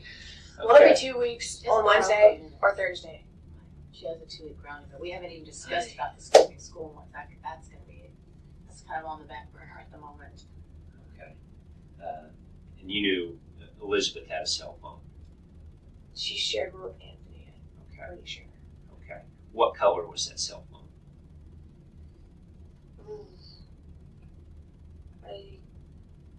I don't know. You don't know. Mm-hmm. Okay. You probably had heard that she obviously, she had that cell phone with her that day. Mm-hmm. And there are pretty easy ways that we have to locate that cell phone Mm-hmm. through GPS, and they can locate that down to pretty well a few inches nowadays, especially with what the FBI have. Right. So we can pretty well find a cell phone anywhere on the planet nowadays. Mm-hmm. Is there any reason at all that your fingerprints would be on that cell phone? No. Okay. So if that cell phone were processed, your fingerprints would not be on it. Right. Can you think of any reason why? Have you ever touched that cell phone? Have you ever held that cell phone? I mean, in the past, any time at all? No? Okay.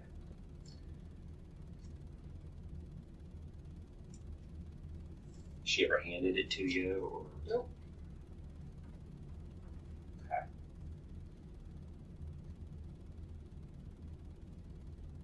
All right. Now, when you were up in your room here, Mm-hmm. your I guess window was open. Yes. You heard Emma. Oh yeah. If Emma was down there with Elizabeth, don't you think you would have heard Emma and Elizabeth playing together? Yeah. But you never heard them? Nope. Never? Okay. Well, I also had my music on, and Emma was really loud when she was screaming. So. Okay. What music do you listen to? I had one of my mixed CDs in. Okay. Do you do headphones or just... No, I Music. have it in stereo. Okay. Okay. All right. Did you talk to Dustin on the night, on Wednesday at all, that evening, early morning?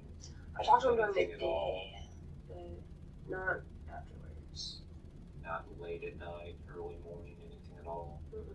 Obviously, you probably talked to him Thursday because you saw him that next day and skipped school and all that. Are the two of you pretty close? Yes. Who's your best friend? I mean, who's your closest confidant that you tell your best secrets to? I mean, if you have a problem, who do you go to? I would probably go to Kylie. Kylie. Mhm. Who's Kylie? She's my best friend. Kylie. Mhm. What's her last name? Ridenhour. Kylie Ridenhour. Okay. Have you talked to Kylie about any of this? Nope, I haven't on my phone. Okay. Did you see her at school or anything since then? She doesn't go to the same school as me. Okay. She's in 9th grade. Okay. All right. So she doesn't. You haven't talked to her about any of this. Mm-mm. Okay. You talked to Dustin. Yes. Okay. What's Dustin think about all this? He just hopes that they find her. He doesn't really know that much about her because he doesn't know her or anything. Okay. Okay. If it came down to, hey, this is a whodunit, and we know this girl is missing and we can't find her, and they start asking a bunch of people to take polygraphs, I don't think it'd come to that. This is a standard question we ask everybody. But if it came down to it, would you be willing to take a polygraph sometime in the future to prove that you didn't have anything to do with it? Sure. And what would those results show us? The truth. Okay. That I haven't done anything. Okay, good. Now, it's my understanding that did the FBI do a search or something of the house where you guys lived? Mm-hmm. Tell me about that. What was that all about? They searched our house, I guess, for any signs of Elizabeth, and they found stuff in my room, but not like evidence like that. They found like marijuana seeds, and And you understand, I don't care about marijuana seeds or any of that. they found I could care less. my medication. Don't care about that. Yeah. That's not what we're here about. Has Elizabeth ever been in the house? I mean, she's coming over to has visit been in with the them. house, yes. Yeah, I assume if she's a neighbor girl, she's probably been over there, so not a big deal there. So you said they searched your room, Yes. other than marijuana seeds and that sort of stuff. Did they find anything? Nope. Okay, did they take anything? They took my sheet and Okay. a pillowcase, I Okay. think. Did they take anything else? I don't think so. I haven't really surveyed anything. Okay.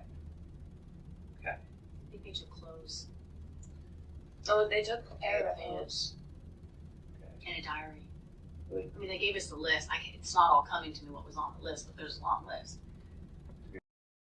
This is the first time the diary has been mentioned in the interview, and it's by her grandmother. The interviewer was attempting to get Alyssa to bring up the document in order to gauge her reaction to it and see what she would do, but her grandmother once again attempts to help the investigation by giving them all the information they ask for. What happens next is very important, as the interrogator will place a significant amount of focus on the diary, directly drawing Alyssa's attention to it, with the understanding that she wrote down exactly what she had done. He'll attempt to isolate Alyssa away from her grandmother in an interesting fashion, asking the guardian if she has ever gone through it, and then condemning her lightly for doing so. He does this in order to gain a sense of trust from the teenager, even though it will result in her grandmother feeling a bit slighted. Up until this point, she thought she was skating through the interview, so let's see her reaction. Diary. Okay. You ever gone through the diary? I've looked at some of it, yes. Did you know that? No. Does it make you angry? A little. Yeah. It's kind of your private, personal thoughts, isn't it? Mm-hmm. Yeah. I can understand you being angry with that. But only if it's sitting out. I've never gone looking. She's got it sitting open on the floor, and I'm in there. I care about her. Well, the diary is supposed to be, I understand where you're coming from, because the diary is supposed to be your, where you keep your personal thoughts and your secrets and the rest of it. And that's where we, put our secrets, isn't it? So, and, with something like this, there's, obviously, we as law enforcement, we're obviously, we don't know everything that's going on yet because we haven't found her yet. So we're looking at all avenues with this right now. And we've talked to a lot of people, and I can tell you though, there's some people that we have talked to that we don't feel are telling the full truth yet. And that's why we go around, we collect a lot of stuff, because we don't always know what is the evidence and what isn't. So sometimes we collect things that we don't know if they're evidence or not. So we collect things just in case, and that's why they go to your house and they, just in case, because that sort of thing. So they collect a lot of things, such as your diary And the shovels. and the shovels. Do you think they went through your diary? If they collected it, then most likely. The interrogators are utilizing silence to increase the pressure on Alyssa. She knows that she confessed to the murder there, but at this point, she still might be hoping that her scribbling it out completely destroys her confession. But the longer the silence lingers, the more she would begin to worry.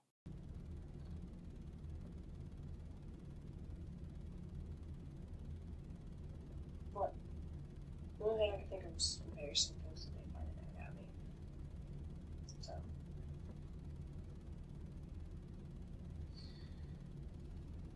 We talked a little bit earlier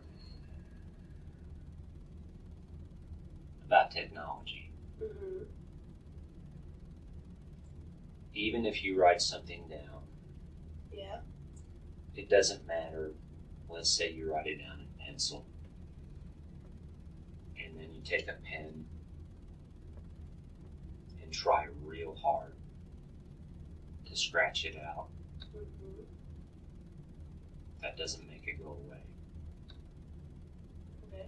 It's still there.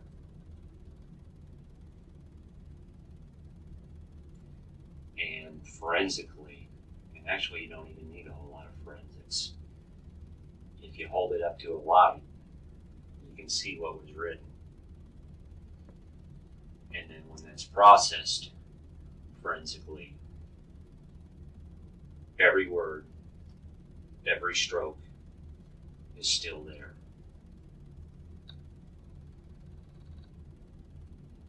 Do you hear me? Mm-hmm. The detective has now laid it out plainly. The walls are closing in, and Alyssa finds herself at a psychological crossroads. Fight, flight, fawn, or freeze. And Alyssa chooses freeze.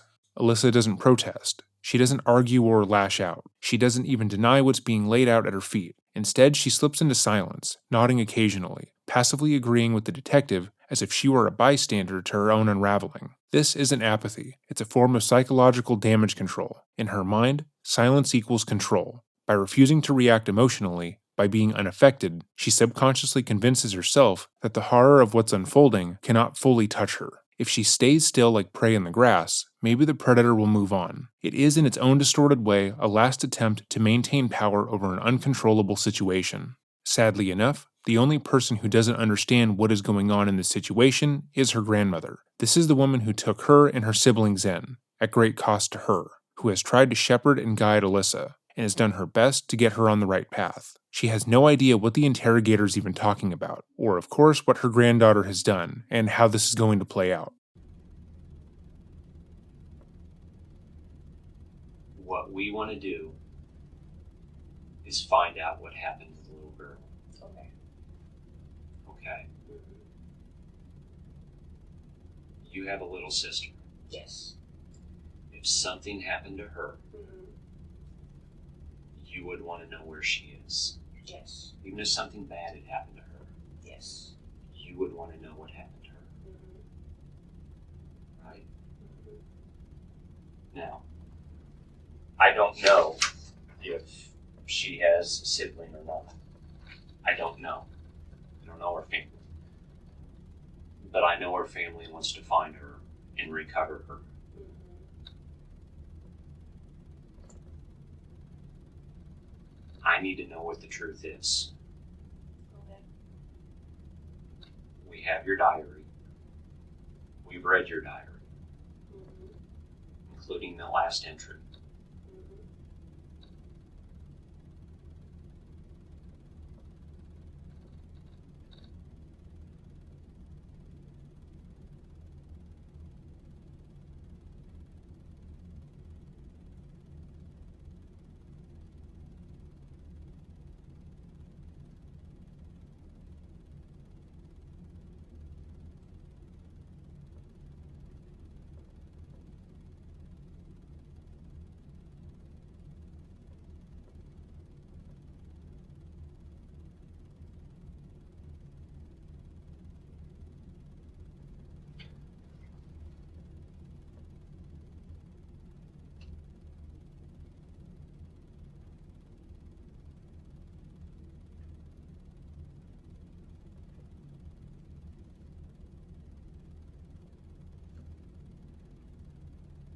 We both know what we're talking about here. Mm-hmm.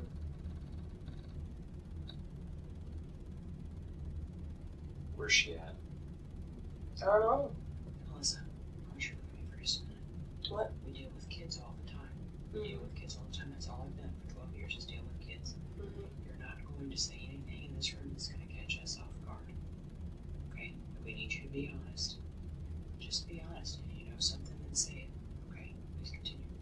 Just say it if you know something. Okay. Go ahead. You need to tell us the truth. You need to tell us what happened. If this was an accident, that's fine, but we need the truth. We have to know the truth. That's all I'm asking for, is whatever happened, I have to know the truth. This is not going to go away. All I'm asking for is the truth. I don't know what's in the diary. I don't know the truth. That's what I'm asking. Tell us what happened.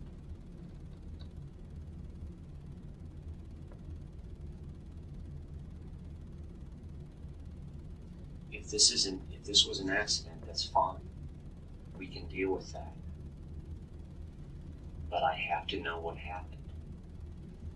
I have to know what the truth was. I have to know how this happened. And the most important thing is, we have to know where she's at. We have to give this family some closure. Just like if this is your little sister, you would want closure. This family needs closure. Mm-hmm. Okay?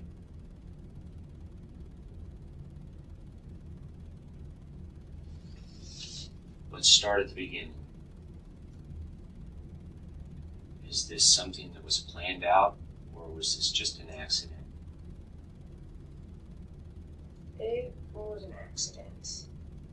Okay. Alyssa has crossed the threshold. She has officially begun to confess to Elizabeth's murder. There is no emotional collapse, but she says it was an accident in an almost sarcastic tone, as if she's confessing to breaking her sister's toy. That, of course, is patently false.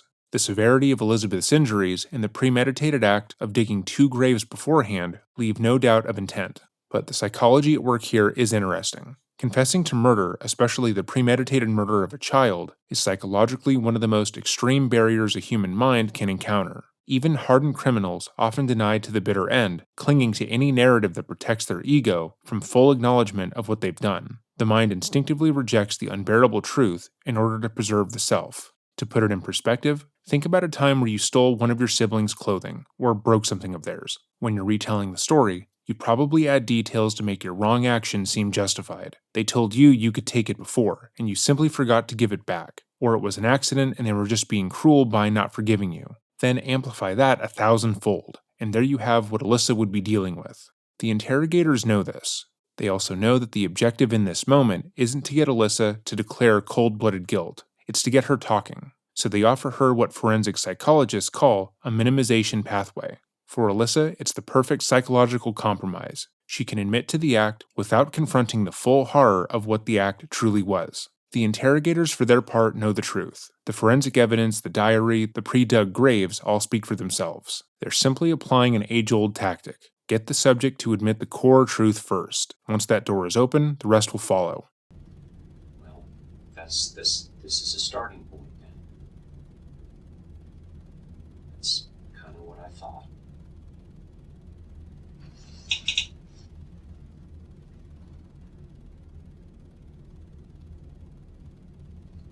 Why don't we start with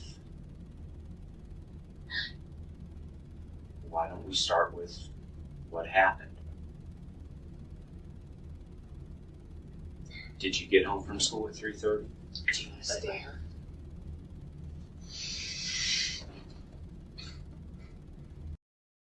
For the first time, a flicker of what looks like emotion crosses Alyssa's face, but it is not grief or guilt that one might expect in this situation. Alyssa appears sad, but the source of her sadness is telling. It centers entirely on herself. Alyssa is upset because she will now face the consequences. She must confess to murder in front of the one person in her life who still believed her grandmother. And worst of all, her life, the life she once controlled in small acts of defiance and manipulation, is about to spiral into the dirt, permanently out of her grasp. There is a cold, selfish irony at play here. Alyssa had craved validation, attention, a sense of consequence for her existence. She wanted the world to stop and take notice of her, to feel that ripple effect of her actions, but she never envisioned this particular outcome. Somehow, that craving for affirmation, that desperate demand to be seen, has now boomeranged back into her face. It's an almost staggering display of cognitive dissonance. She believed she could set off a catastrophe and somehow remain at the center of attention without facing any lasting repercussions. You got home at 3:30, Mm-hmm. and then what happened from there? I went in the forest. Like I said.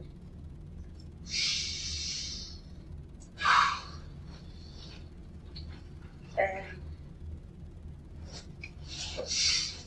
Elizabeth was in there. Do you have an extra one for her? Yes. Elizabeth was there in the forest? Yes. Was she alone? Yeah. Okay.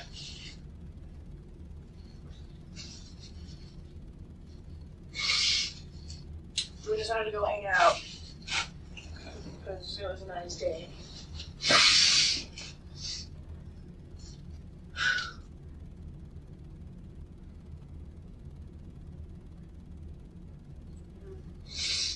We were just messing. Take your time.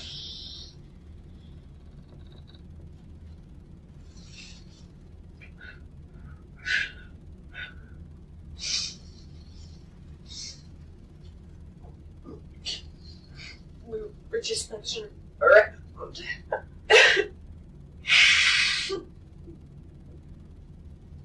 And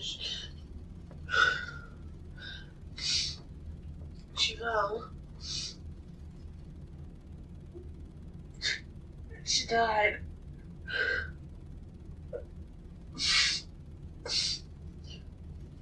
And I didn't know what to do.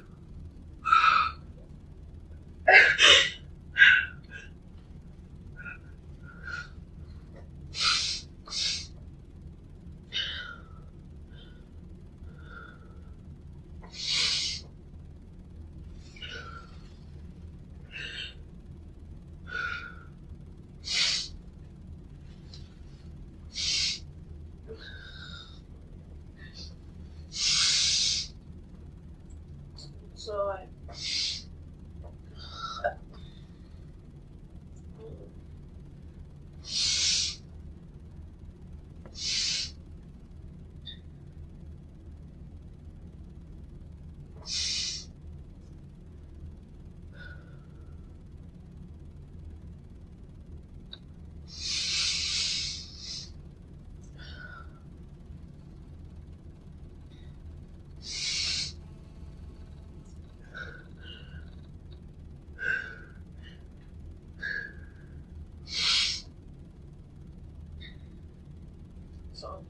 I burned her body. Because I didn't really try.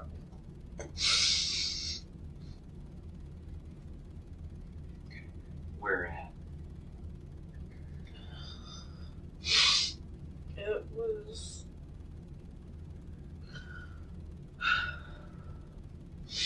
not too far back in the forest. But Who helped you? nobody.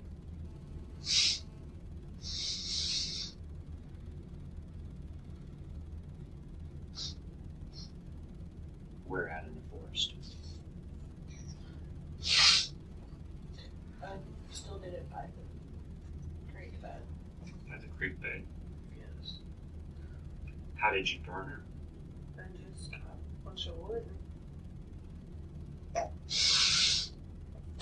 started a fire and burned her body.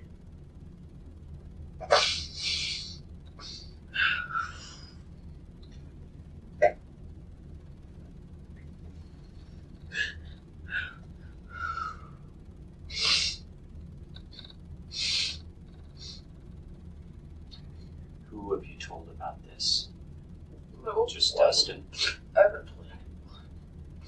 Because we're going to talk to a lot of people, and we're going to find out. Dustin and the rest of those folks are going to have to take polygraphs. Did you tell Dustin? I didn't tell him anything. Did you tell Tyler? No. If you did, that's fine, but we have to know the truth now. Who did you tell? No. Why did you dig that hole? Was that for her?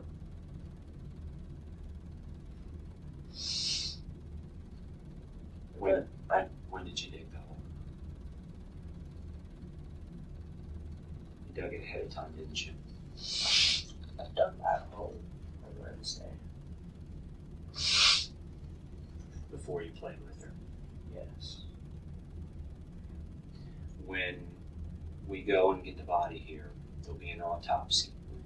And it doesn't matter. I work a lot of homicides. It doesn't matter whether the body's burned or not. They'll go through and do an autopsy. Okay. And they will discover every injury on her body and the cause of death. And I understand you say she fell, and that's why she died. However, they will know from the autopsy if she was shot, if she was hit in the head, if her throat was cut. They will know all of that from the autopsy. So we need to know the truth, because at the end of the autopsy, they will know exactly how she died. So we need to know now the full truth, full disclosure right now, so it doesn't come out later that, well, Alyssa wasn't telling the full truth again. We need to have it all come out now.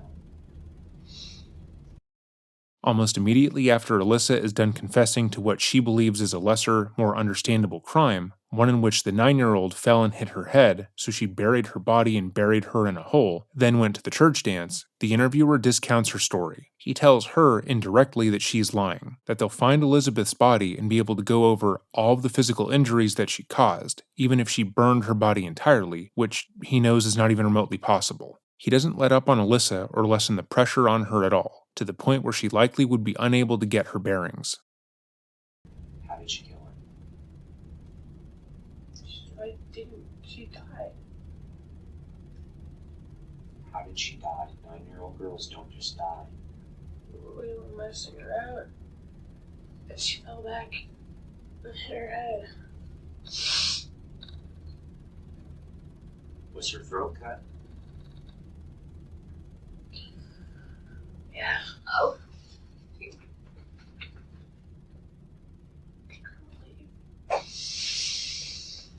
Grandma? Oh my God.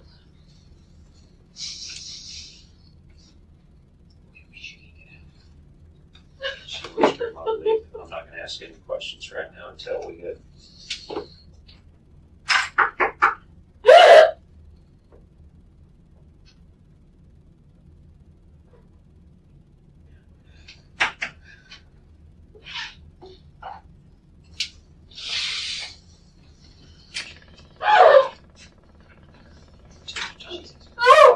Take your time.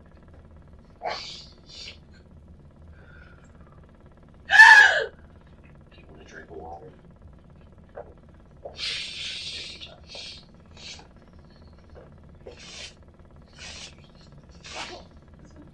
Oh,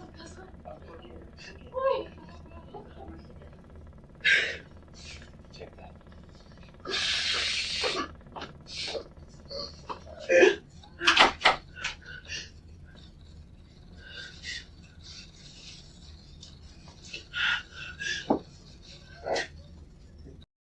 It's notable that Alyssa's biggest reaction comes only on the heels of her grandmother's extreme reaction. It seemed that she'd been willing to accept her granddaughter's actions, as long as they were accidental. She hadn't meant to kill the 9-year-old, and she foolishly covered up a crime because she's a mentally unwell teenager. She was willing to listen and understand her actions through that context, but upon hearing that the 15-year-old that she loved, supported, and trusted around her young siblings slit the throat of a 9-year-old girl, she's of course horrified, and Alyssa finally begins to feel the consequences of her actions.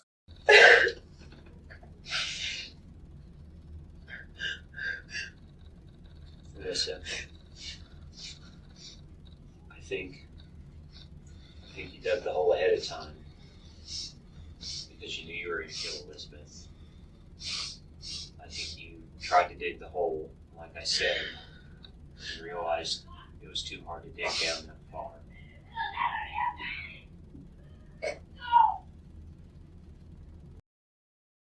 Even though her grandmother is outside of the room, you can still hear her screaming. When she took Alyssa into the police department to give her statement, she was just going to give them everything she knew. Then they were going to go home, have dinner, and move on with their lives. She might talk about the fact that Alyssa ditched school the day prior, or reprimanded her for calling the missing girl annoying. But overall, they were just going in to speak to the police in order to help the investigation. She never thought that the girl she was raising was capable of harming anyone else, let alone one of her siblings' young friends. She's horrified, disgusted, and genuinely going through an extremely traumatizing reaction to this information. Everything she knows, everything she believed about the people she loves the most would be in flux. While it's easy to look from a third-party perspective and say that Alyssa needed more help for her mental health, her grandparents were genuinely doing the best they could for her. They had no idea she would ever be capable of harming another person, because that very thought would be insulting.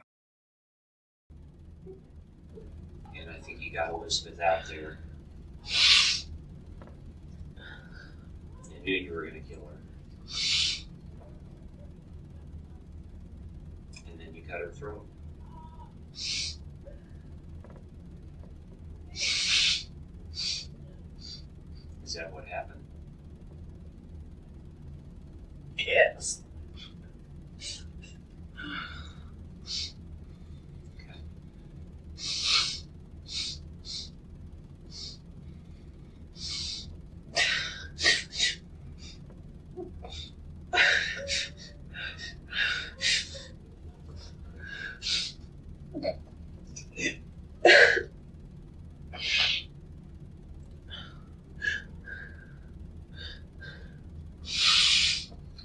What did you use to cut her throat with?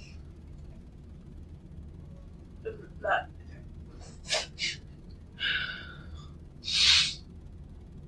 A pocket knife? A kitchen knife? Kitchen knife. Okay. Where's that kitchen knife now? And the sink, In the sink of your house? I believe so. Okay. So you brought it back to the house with you. Did you wash it off? Yes. Okay. How long of a knife is it? About that long? What kind of handle does it have? Black one. Black handle? Okay. Did you stab her? Afterwards. Stab her body or where? Yes. Okay. How many times did you stab her? 2. I 2. think. Okay. Did you hit her with anything first? No. Or did you just cut her neck? Or what? You tell me what happened.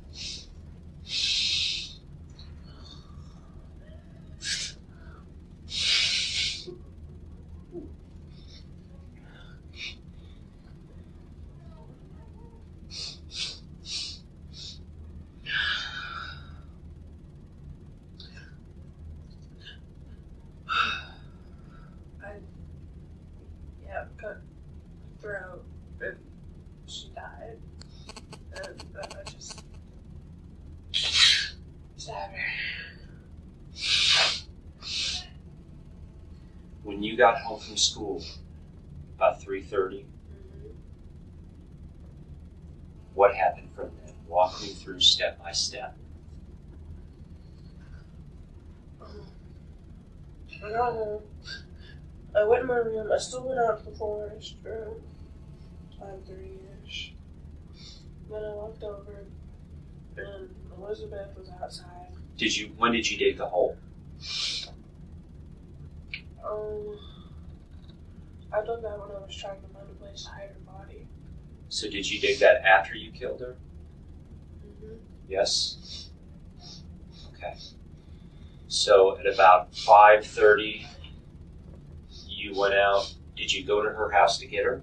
I went over there and she was outside, so I was like, yeah. You knew you were going to do it then? Okay, so you went over there about 5:30 and got her. Was Emma with you? She was for part of the way. Like I said, I ditched her. Ditched her? Yeah. Did you have the knife hidden on you? Or where was it at? Yeah, I had it. In your hand? No. Okay. So you went, did you walk all the way over to her house? Yeah. Okay. Show me what route you went. I went back through here. Went and got her? Yeah. And then show me where you went from there. And show me with this pen where you went from there. You had Elizabeth. I came to the pond and then just following that path. Okay. And then you went up here to a creek bed? Yes. Okay. And where did Emma turn back? I think it was somewhere around here. Okay. Like I said. So it was just you and Elizabeth? Mhm. What did you tell Elizabeth you were going to do? We were just hanging out at first. I don't know. I didn't.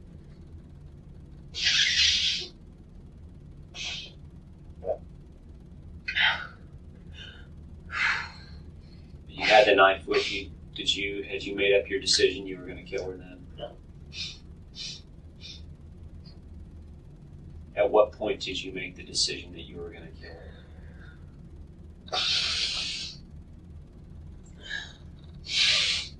When we had been at the creek. Okay. Why? I don't know.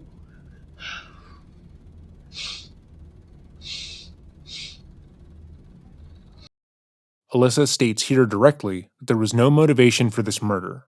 It wasn't because the girl was bullying her sister. It wasn't because she was annoying. She just wanted to kill someone. It's relatively unlikely that Alyssa knows the reason behind why she wanted to murder anyone, much less a 9-year-old girl, because all she would know is turmoil. She was ill-equipped to process her own thoughts and well-being, so vocalizing them is nearly impossible. But looking over the case details, as well as the statements from the psychologists involved in the case, Alyssa was looking to feel some sort of control in her life. She wanted to prove that she mattered, that she could do something big and important, something that people would always remember.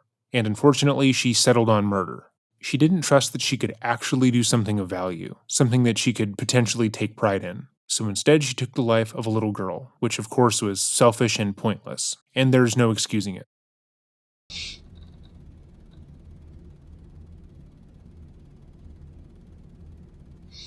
You just decided?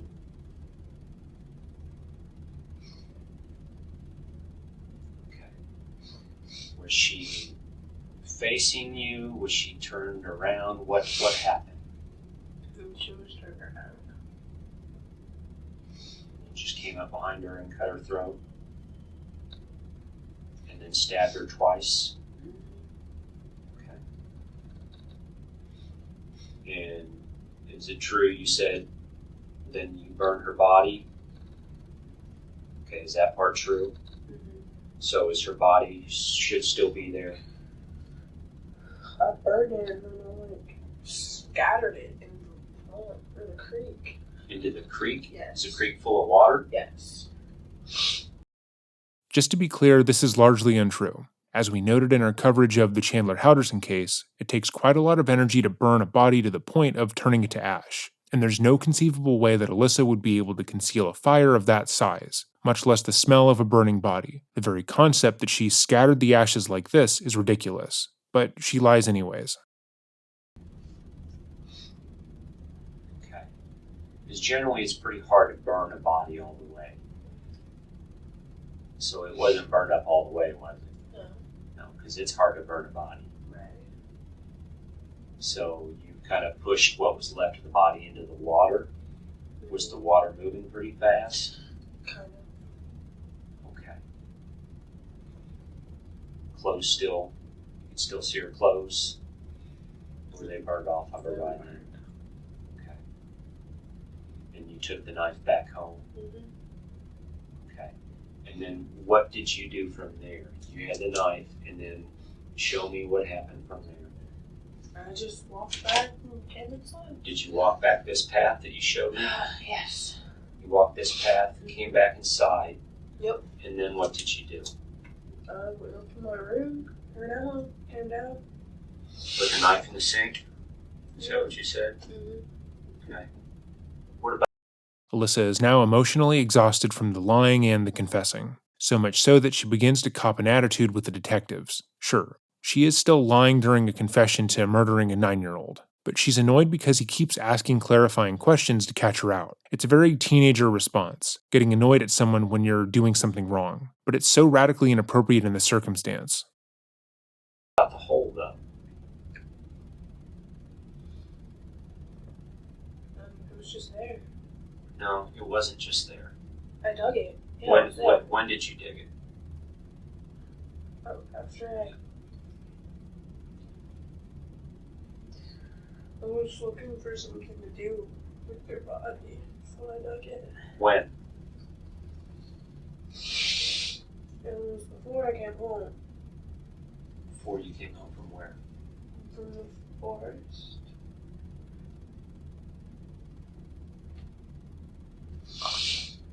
Who helped you? No, Your grandpa helped you, didn't he? no, Who helped you?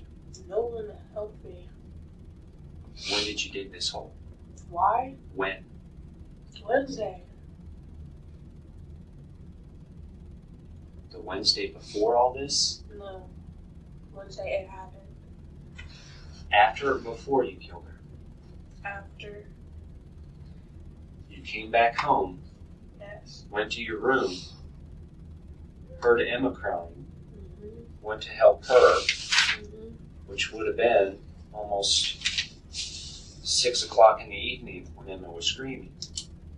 So when would you have had time to dig that hole? Before I came back. You didn't have a shovel with you. I had a knife. You didn't dig that hole with a knife. You did not dig. I was out there for 5 hours. You didn't dig that hole with a knife. Your grandpa loves you very much, doesn't he? Your grandpa would do anything for you. I know you don't want to tell me. I know you want to protect him. But we have got to get to the truth in this. You came back. You told him what had happened. And he wanted to help you. He wanted to try to make this right. Pausing to note that the reason the interrogator is questioning her about her grandfather's involvement isn't because there's actually any evidence against him. Rather, based solely on the amount of physical effort needed to bury Elizabeth's body in the grave that she dug, they assumed that she may have had some kind of help. But to be abundantly clear, the murder was entirely Alyssa's doing. No one in her family knew about this, and no one tried to help her avoid capture or suspicion. I didn't know my grandpa anything. Who helped you? No one. We're going to put them all on a polygraph. Okay. Who helped you? No one. When did you dig the hole? Wednesday.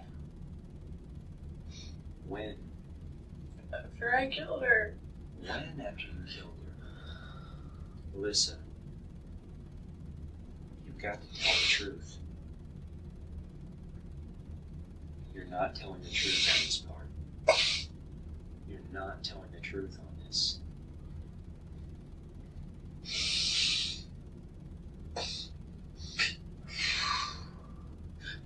Why does it even matter now?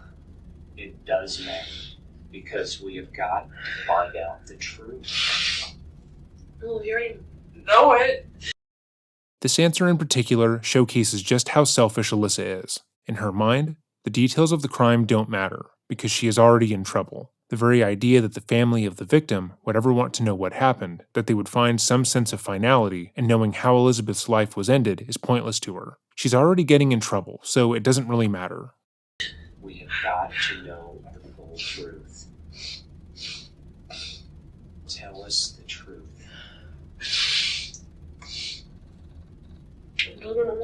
that.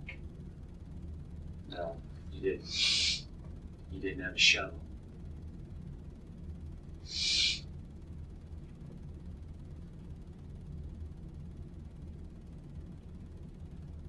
was the Friday one. Yeah.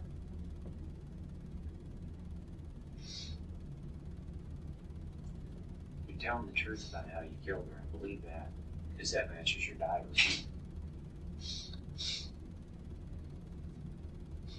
But you're still not telling the truth on the rest of this. I did the whole Friday.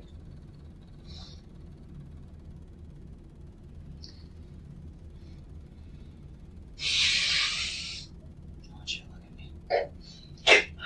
Just look at me. Just look at me. You've done the hard part. You've done the hard part. Just tell the truth. The reality is, we can deal with the truth. We can deal with the truth. Tell the truth. You're okay. Just tell the truth.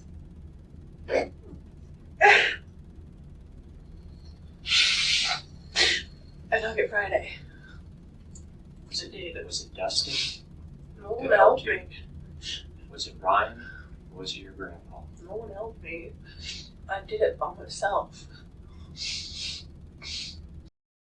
One of the main issues is that Alyssa is now coming to the realization that by lying so much during the interview, people don't actually believe her when she's telling the truth. Her story has had so many obvious holes, and she has lied countless times, and she's still objectively lying about aspects of her story, and they know that. So the very idea that they should trust this portion of her narrative is senseless.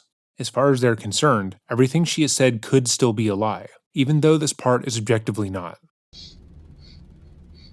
Because the problem is, without you telling the truth, we're going to have to start investigating all of them. Because we don't know what the truth is from you yet. We just know you're not telling us the truth on it. She's right. Toby's right. You've done the hard part on this. One thing I can assure you, Alyssa, I can assure you from working in a lot of homicides for the last 13 years. I do got a crummy job. The truth is going to come out. Every one of these that I work, where you're sitting here right now, going through the agonizing part of not wanting to come this last portion and tell on someone else. The truth is going to, the full truth on whatever happened here is going to come out. Okay, they didn't do it. And tell me the full truth of all this. Why aren't you telling everything? I did. I switched up the whole thing because I want to make it like an accident. But then it really was on Friday that I did the whole. I know it wasn't an accident. I mean, I've already talked with you. I know you planned this. I know you had this in your mind. I know you thought about this, and I know you intended on doing this. I know that. Okay, I know this wasn't an accident, that it just spurred the moment. I know that from the whole. I know you intended on killing her, brought her out there for that purpose. But the problem is your deception is causing us other issues here. Okay, so I'm past the point of thinking, is this an accident? Did she hit her head? Did you just change your mind at the last second and for some reason decide to kill her? I know you brought her out there to kill her. Okay, why I did this? Well, that's not the issue, but I know that happened. But we're still having a problem here with this hole and the rest of it because you've been lying to us on that. You see, I mean, none of your times make any sense on you didn't dig it with a knife. We know that didn't happen.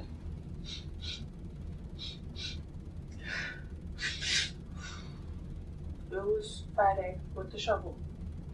When on Friday? I'm not sure exactly.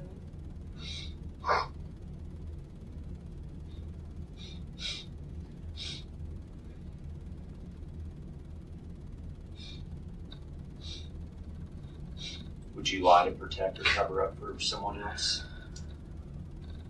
Sure you would, wouldn't you? Mm-hmm. You're a smart girl. But at this point, we're going to have to investigate. Now your grandpa and Ryan and Dustin and all these other folks. Mm-hmm.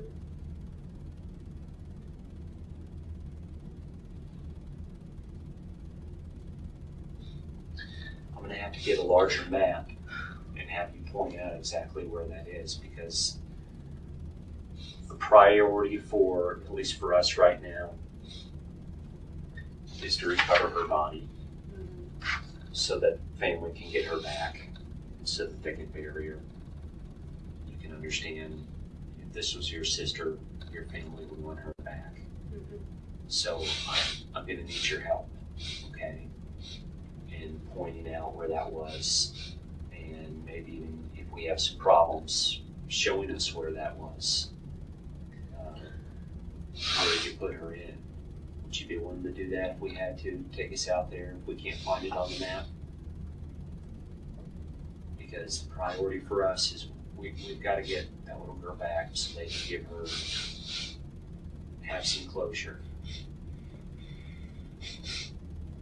Because the thing about it, you had the agony of having to grow up without a mother or father. Mm-hmm. I've lost family, my family.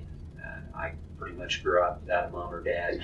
My brother was killed, so I kind of grew up alone myself. So this family is going to grow up without a little girl now. But they at least need to get her body back to put her in the ground to have some closure. So we'll deal with all the rest of this with you and get that figured out.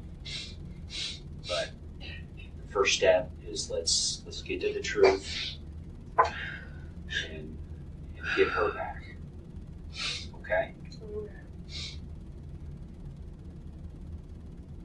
What haven't you told me?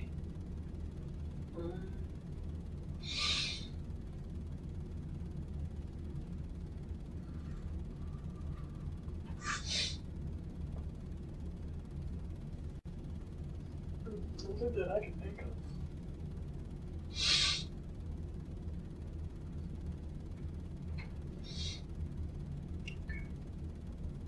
We're going to have to talk some more about this, obviously. But for right now, I need to get a larger map. We're going to take a break here, and I'll let you talk or whatever you need to do. And I need to get a bigger map.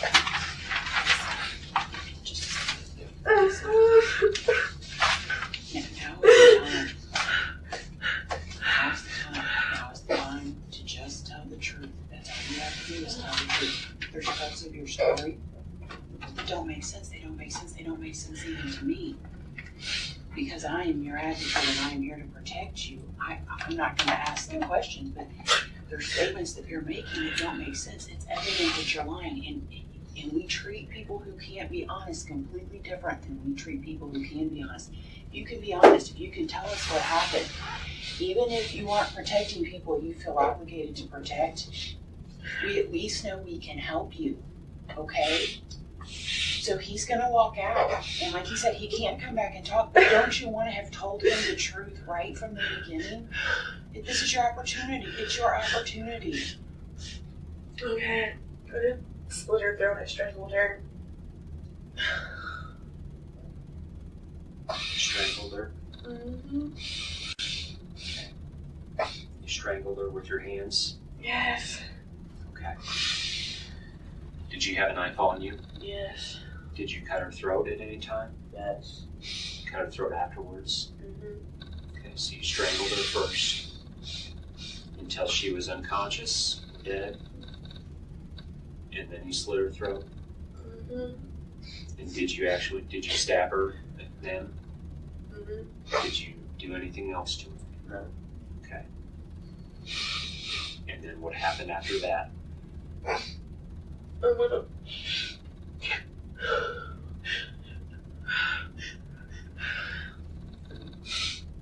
bury your body. You buried her? Yes. Your body's still out there? I think so. You didn't burn her, did you? No. Yeah, I knew you did. Still out there at the same spot? I believe so. Okay. Tell me about that hole that you did dig. The hole that I saw that you pointed out. What was that about? It was gonna be a catch. But Okay. I didn't do it. You didn't do it. Why? What was... I couldn't dig that far. It was Okay. How deep did you dig the grave that she's in? It's not that deep. Will you be able to point out on a map or take us to where she's at? Mm-hmm. Okay. You didn't burn her, did you? No. Did you bring a shovel with you? No. How did you dig the hole? It was I had already dug it. Okay. When did you dig that hole? That one was also on Friday. Okay. So you dug the hole on Friday and had it all ready. Did you leave the shovel out there? No. Okay. So the hole was already dug on Friday, and then you brought her out there Wednesday. Killed her there on Wednesday, strangled her, then cut her throat, stabbed her twice, put her in the hole, and then how'd you fill the dirt in? With my hands? With your hands. Did you do anything else to her body? No. Did anyone help you? No. Who have you told about this? No one.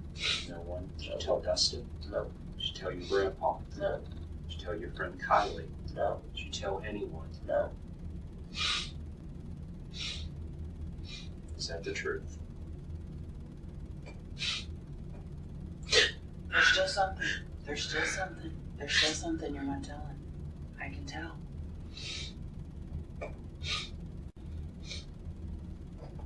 No, that's it. Sure. Yes.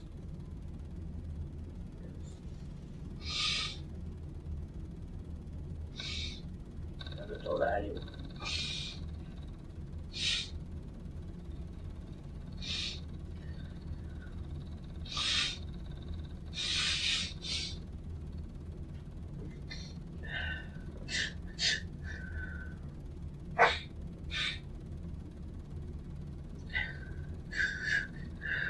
Where's her cell phone at? It should be with her.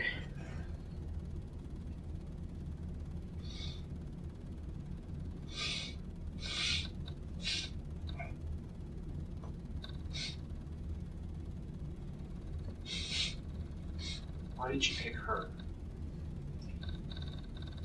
I don't know. I just did.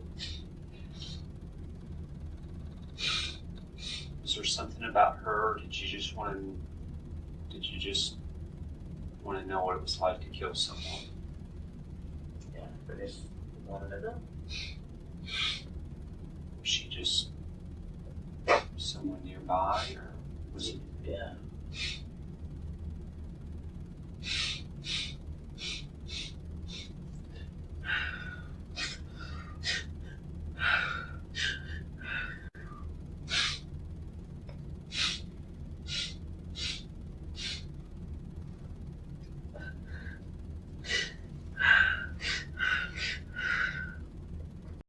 The rest of the footage is largely uneventful, but should you want to watch the rest, a link will be left in the description box down below. The confession was only the beginning. As chilling as it was to hear Alyssa Bustamante calmly admit to the premeditated murder of Elizabeth Olten, the machinery of the justice system had only just begun to turn. The confession had given investigators closure on what happened, but now the courts would wrestle with the far more difficult question of why, and what should be done with a teenage girl who had committed an act so brutal that it defied comprehension. Immediately after the interview, Alyssa was arrested and charged with first-degree murder, an armed criminal action, and there was also no bail. The community of St. Martin's, which had already been devastated by Elizabeth's disappearance, now faced a second, equally unsettling revelation. The murderer had been in their midst the entire time, hidden in plain sight. And if a 15-year-old girl who had been friends with their children was capable of such a horrendous act, that meant anyone could. The community was irreparably fractured. The legal process moved slowly but deliberately. Alyssa was initially held at the Morgan County Detention Center and later transferred to a juvenile facility, but her age introduced a wave of legal and ethical complexities. The prosecution moved to have her tried as an adult, a decision that would ignite debate across Missouri and beyond. Juvenile crime experts, crime psychologists, and legal scholars all weighed in. Was Alyssa a child who had made a monstrous choice, or a monster cloaked in the body of a child? The court ultimately ruled that the severity and premeditation of the crime warranted adult charges. Alyssa was indicted by a grand jury and faced the possibility of life without parole. As the case moved towards trial, more details emerged from evidence and testimony that only deepened the terror. The diary entry, now infamous, described the murder as amazing, offering one of the coldest, most damning insights into Alyssa's mental state.